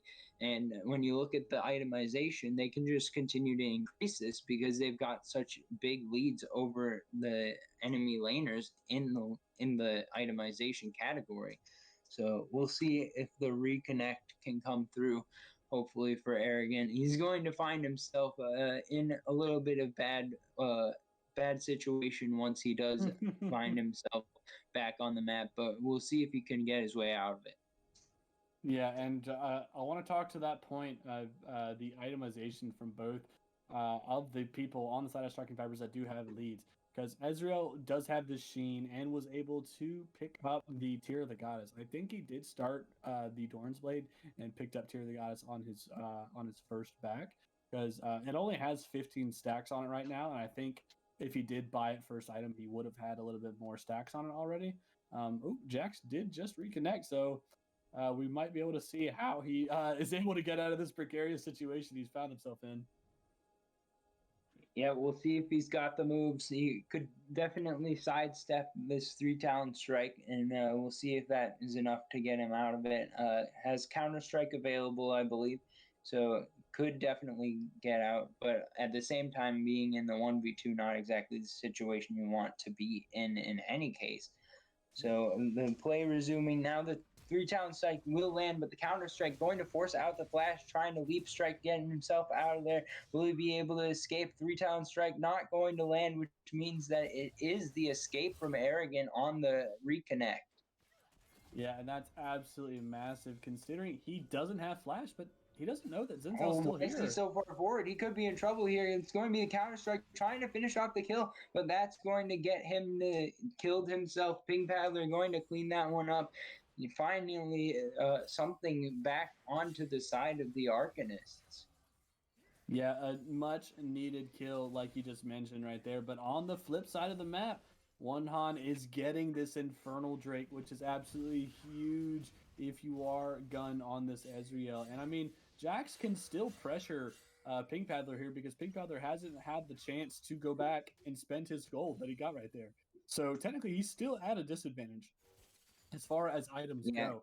So he's going to have to play a little bit safe. Yeah, the leap strike, a little bit aggressive here. The Cyclone available now, trying to finish him off, but it's going to be the counter strike landing for the stun. Will the second cast of the Cyclone come through? It looks like it's just going to be disengaged from Ping Paddler. That will be the end of the Cyclone. The recall coming through. He will be able to spend his gold. Doesn't get killed there at least. Now we've got a little bit of 1v1 in the mid lane. Heartbreaker going to be forced out. Needlework going to land, but it's going to be the flash away from Mitch to be able to stay alive. Yeah, almost bit off more than he could chew. Almost died right there. Is Samir looking to try and 2v1 again, but yeah, looks like Mitch is going to stay to try and keep from going farther down in farm. He's almost sitting at 20 CS down to Samira. Ooh, big root. It's the arcane shift forward. Now it's going to be Gun trying to find some damage. Spinning axes will be all right there. Not enough damage to kill off of a binding, but starting to get up there in that damage category, making it look like some kill threat going to come through after the next few items come in from the side of Gun. Yeah, Gun is super far ahead right now. Just as far as overall build go, he's going to go back right now and might pick up boots. Yep, does pick up the boots of lucidity to be able to make those mystic shots come by even faster than they already were. But something that I want to talk about that has been very, very quiet is this CS lead that Onehan has gotten for himself. Yeah, it is because Waiting to Expire did focus topside for a little bit, try and get that gank off, but he's slowly but surely getting some really good gold into his pocket and has been sort of just out farming Waiting to Expire and picked up this early dragon for himself. Maybe he can try and correlate that lead into something else. Is Jax might look for something? Nah, yeah, just looking for a trade, it looks like. But yeah, I mean, I want to see this Diana start focusing more towards these neutral objectives, and it does look like Diana is rotating down for a potential gank bot side. Yeah, we'll see if this could be a potential dive setup. The roam from trance therapy towards the mid lane didn't end up panning out. but he could be cut off on his way back. It looks like it's going to be a deep vision. Finding the hook is trance therapy, but he's going to be forced to flash away. Now that means that Spinning Axis could be at risk here under the tower and not going to have quite the safety because the minion wave is here. Mystic Shot not going to land. The wind wall not going to be enough. It's the exhaust coming through. One more auto attack and gun going to finish off the kill. One Hun juggling that perfectly. Turret aggro. I promise I can do words. But it's going to be the 1 for 0 in the gank. Yeah, just super, super good for striking Vipers that they were able to get something out of that because there wasn't any jungle creeps in the bottom side jungle for one Honda to steal away. They did force the flash out of trance therapy, so they knew that Spinning Axes was all alone, knew that he wasn't able to get out of that potential dive, did use the flash, I believe, and still ended up dying. Had the cleanse, didn't have the cleanse there, but was forced to try and make as many plays as he could to outplay that turret aggro. Was juggled perfectly, as you say. It might look like Diana's in some trouble. It looks like trouble in the jungle, but now it's going to be Arrogant roaming down, trying to make this a 2v2. Teleports coming in. Now the Crescent Guard has been used. Now they're trying to dive in. Lockstep going to finish off Arrogant, but what about the re-engaged two-man strong on the jungle push? Black Shield going to be used. It's going to be Mitch trying to find some kills. Cyclone into the back line. Jordanbot could be in trouble. Stuns coming through. Now it's going to be the flash away. Jordanbot trying to keep himself alive. It's going to be the Rift Herald being summoned as well, and could have been trying to ward, but it might not be that bad of a position after all. But one hand going to try to clean up some kills. It's two going back the way of the striking Vipers. Now Blast Cone over the wall, but it's going to be the trance therapy is on the wrong side. Trying to finish off Lockstep could be too late though, but trance therapy going to be on the wrong side of the map, going to be sacrificing his life at Arrogant's feet.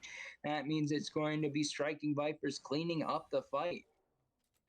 Yeah, and on this bot side, Ezreal and the Samira just going at it, just trying to duke it out, see who's the superior ADC. I don't know. My money's on the one that's 3-0, not the one that's 0-2 and down almost 10 CS. But a super, super good fight for striking Vipers, able to get a few kills for themselves to be able to bounce back from the fights that had just occurred because Arrogant did die because of the 3 to 4 man rotation that did go top side. You hate being a top laner and seeing that happen, but was a good rotation. Speaking of good rotations, waiting to expire is on this Cloud Drake right now.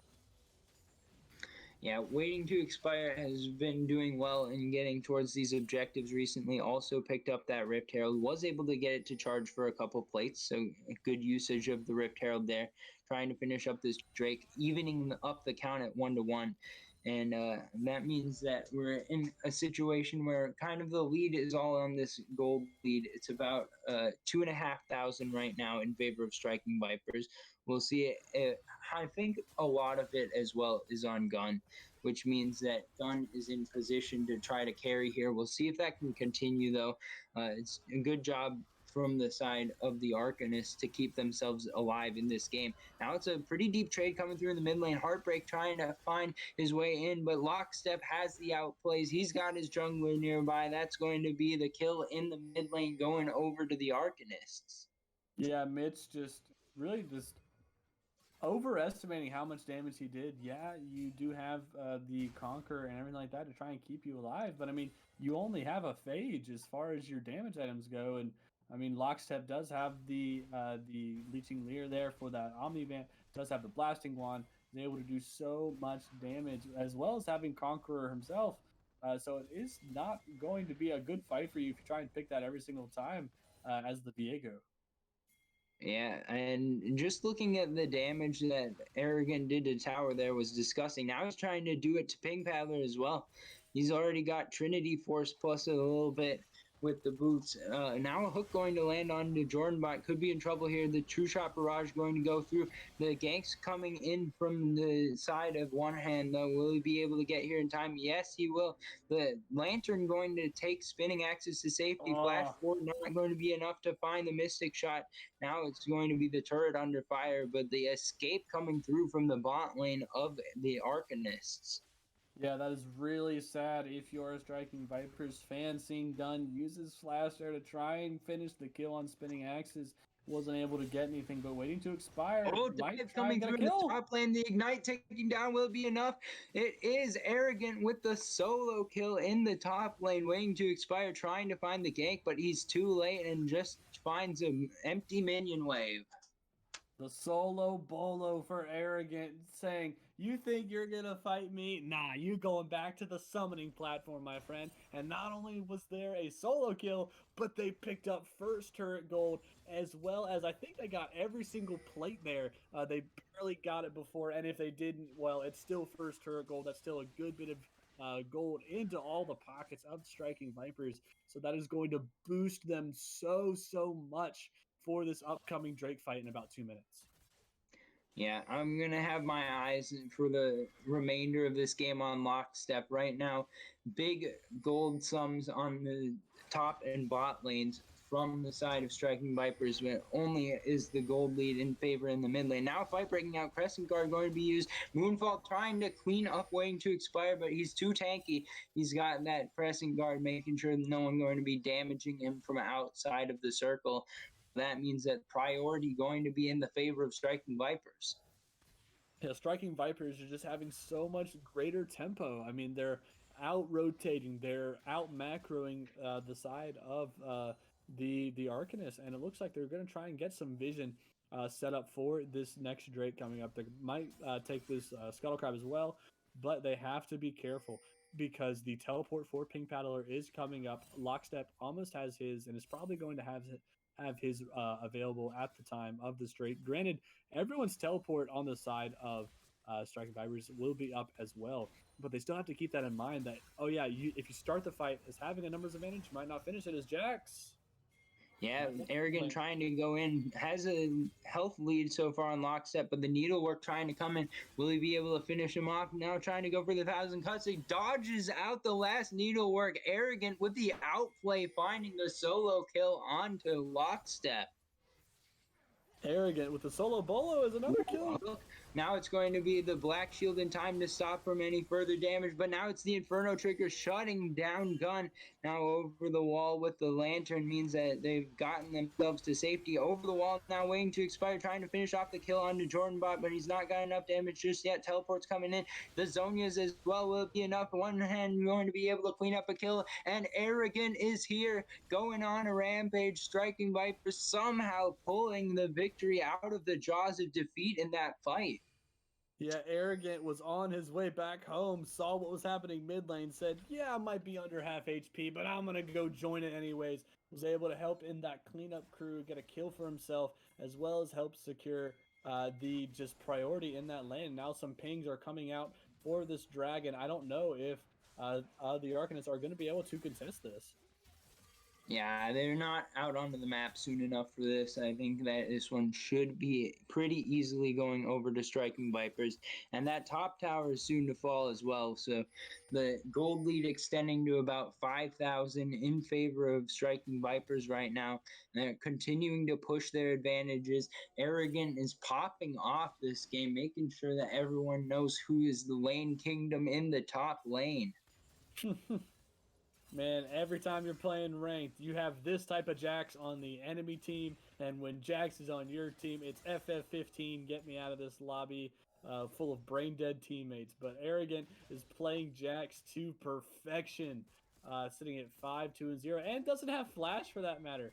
And he is utilizing the new item, able to have that increased split push as Samira just Yeah, you can't win wall that. Arrogant going unstoppable.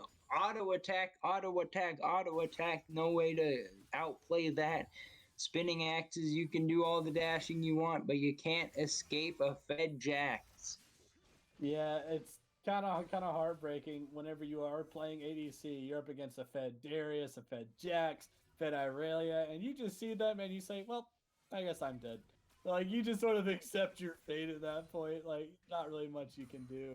But I mean, it's hard if you are the Arcanist because you really can't send anyone to compete with Arrogant split push. Because yeah, you might have one or two individuals who can beat him together. But as far as someone's being able to solo him, there's really nobody that you can send to be able to do that.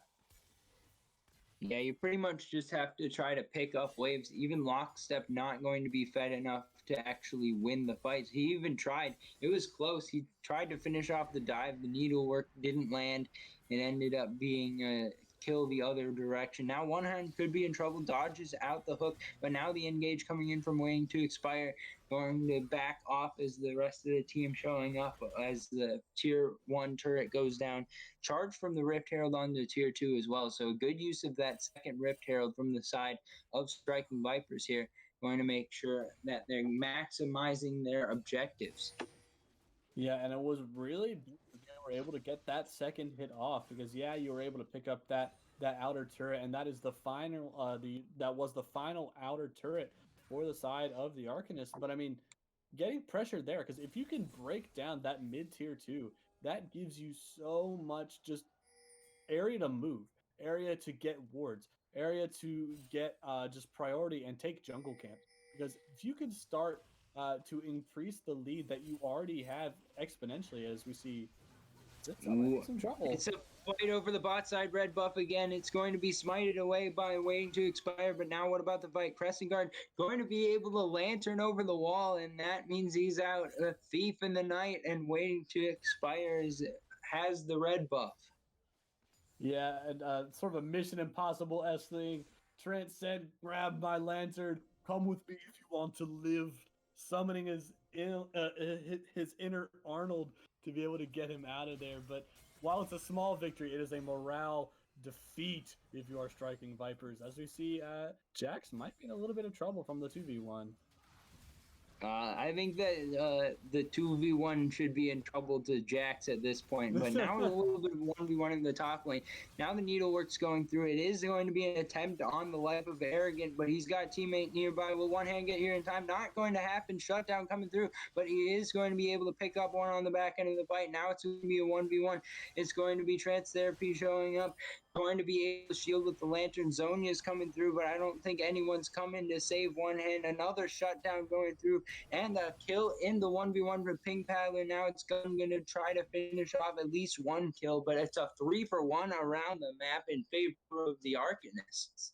Yeah, and that is a big, big thing for them because it was a solo kill on the top side, and then there were a few kills on that bot side when they were trying to set up that dive onto Arrogant. Because most importantly, Arrogant was shut down.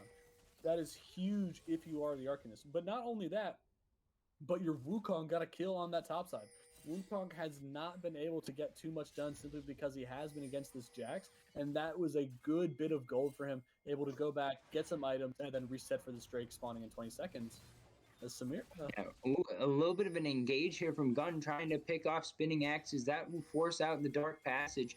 That means that no lantern going to be available right as this Drake going to spawn. And we'll see if a fight going to break out here. Mitch has the teleport, is in the top lane. Now we'll use it to get into the mid lane. Jordan a bit far forward, but going to be able to walk around the side of that wall. Now the team's starting to find their form. Now going to the True Shot Barrage going a bit wide. Another lantern going to be used, so that cooldown may be shorter than I thought it was. But now the Drake started up, going to be able to be bursted down by Striking Vipers. What about the fight? Crescent Guard going to be used, starting off the fight, waiting to expire, trying to find some kills. He will be able to take one onto One Hand, and Heartbreaker over the wall will be the escape coming through from Mitch. Jordan Bot turning it around on Trance Therapy, who flashed to try to hook, but now it means it's a 1-for-1, and the Drake taken away from the side of Striking Vipers. Yeah, Striking Vipers picking up that Drake means it is soul point. So we could see a potential Ocean Soul as early as 27.5 minutes, Tiger. That could be absolutely insane, especially since you have Ezreal. Since you have this Jax, who they're already having so much trouble in trying to kill. Imagine him having an Ocean Soul, being able to keep him alive so darn long in these team fights. If you are the Arcanist, you have to prioritize these at all costs. If you have to give up an inner turret, you give up an inner turret. And this puts Striking Vipers in such a good position because they have 2 Drakes that they can give. They say, all right, yeah, if you're going to go take this, we'll just take the Drake. Oh, you want the Drake? We'll just start taking literally everything on the map. And if you are the Arcanist, you might even have to trade Baron for something like this. Absolutely, and that's a harrowing threat to be able to trade Ocean Soul for Baron or Baron for an Ocean Drake is such a strong power point. We'll see how the objectives are managed here by Striking Vipers. If the Baron does go down within the next 3 minutes, then that would be a disconnect and allow the side of the Arcanist to be able to defend both. But we'll see if the Baron going to be started up by either side. As long as Striking Vipers plays a little bit carefully here for the next few minutes, I think they should be in good position. Oh, as you said, no, I'm gonna get caught out here. Going to have the black shield, but it's not gonna be enough. That's just what they didn't need. The Striking Vipers now on the retreat, which means the Arcanist claiming 1 kill can get this priority over the Baron. The caster curse strikes again, Tiger. We're not able to say anything happening in game, but I don't know if they're going to be able to pick up this Baron simply because Pink Paddler is on the bot side. He doesn't have teleport, so he would not be able to join the fight. So it would still be a 4v4 if they decided to do that, but it might look like they might dive here on the Arrogant trying to find his way in onto Lockstep. Lockstep going to try to dodge around, trying to find the snips, trying to find the needlework, but it's going to be too much damage coming from Arrogant. That's one traded back. Now with the wave taken out, it's going to be the mid lane disengaged from the side of the Arcanists as well, which means that we're back to even on the map. Yeah, and Jax is still pushing this top side, has nobody to come and defend him. Pink Paddler has been doing that for the past little bit. Is just going to take a recall here instead of continuing to push. I think he could have gotten away with pushing a little bit longer. Maybe he would have forced a rotation out of spinning axes and out of trance therapy up there to try and defend that inner turret. But I want to see Striking Vipers get vision around this Baron, because if you can get vision, then you know for a fact that that the Arcanists are not going to try and sneak it right under your nose before this Baron. I'm sorry, before this Ocean Soul point, because this next Ocean Dragon spawns in about 1:15, and if you want it, you have to start setting up now, and neither team is really working towards that way. Yeah, Jordan walking up to make sure that he can at least get an idea of what's going on. May need some support from the rest of his team in order to get into the river itself. But now walking forward, going to be forced to use the black shield on himself. Now it's going to be disengage coming through. True Shot Barrage going to be hit by the wind wall, so that will not be available until it comes back up.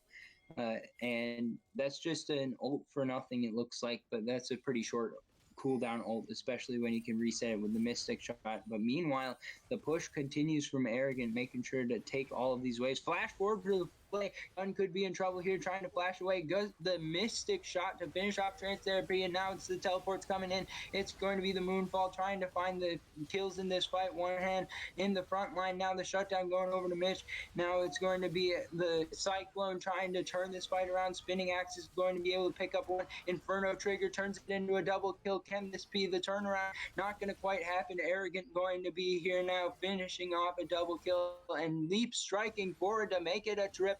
Ace coming through for Striking Vipers, and now they can push it towards the soul point.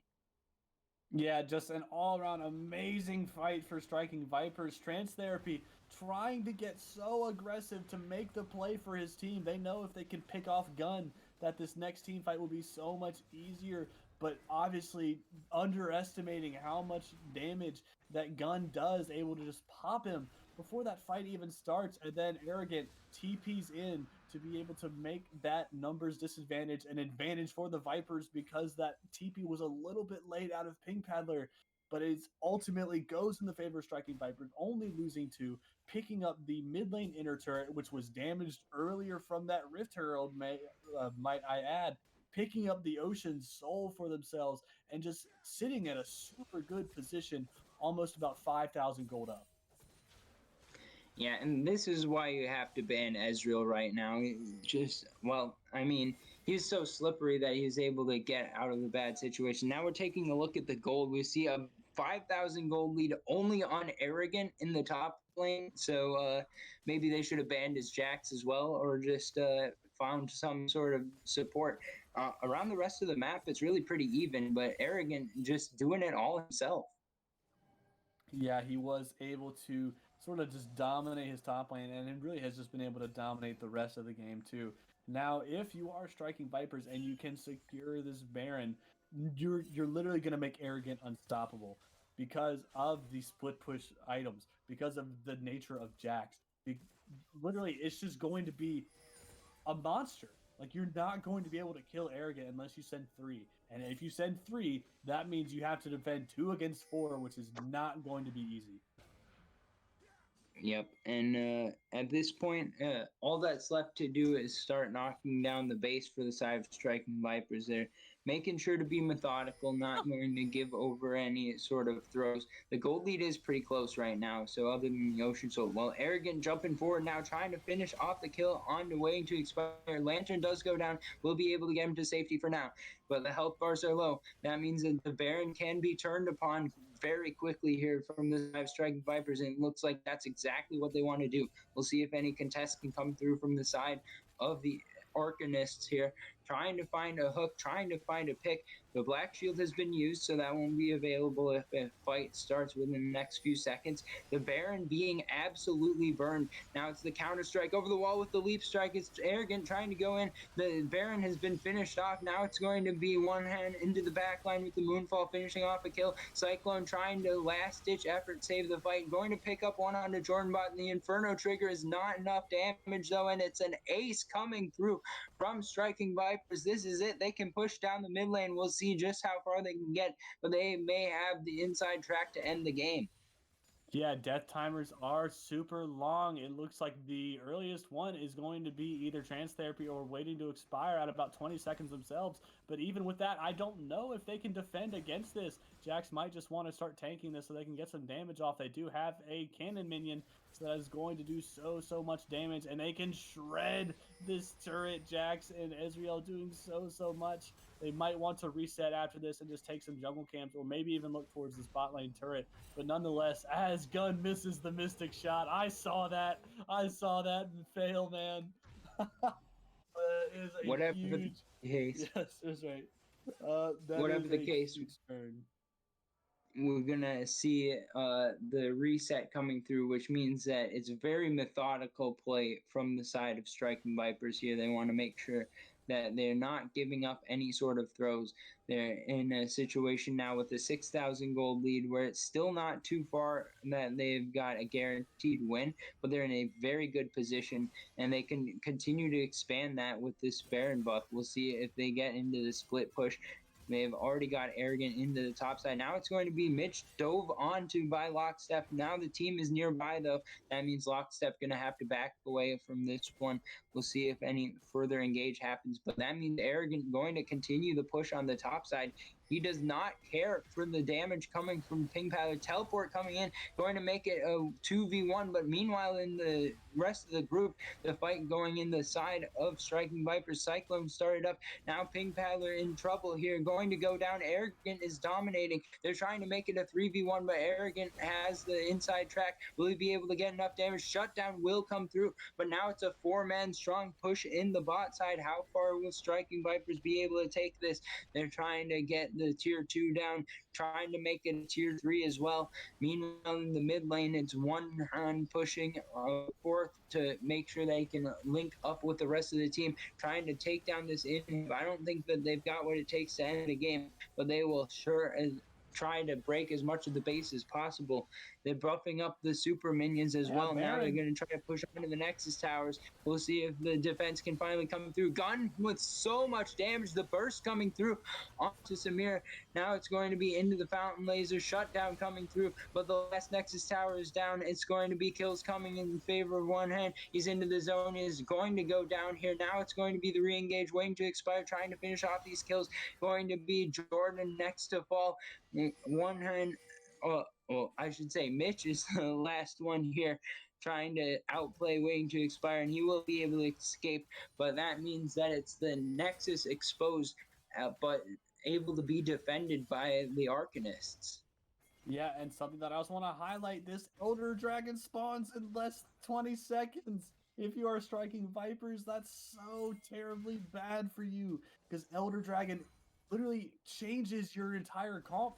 You basically just win the game. And if the Arcanist can get this could flip this entire game on its Backdoor head. could be available. Backdoor could be available. There is a ward, and I think you have to send like 3 people. Yeah, the recalls are coming back. They're just, yeah, they can't even take this Drake because of the threat. Yeah, it looks like Waiting to Expire is going to go on to the Elder Drake. We'll see if he can solo it in time.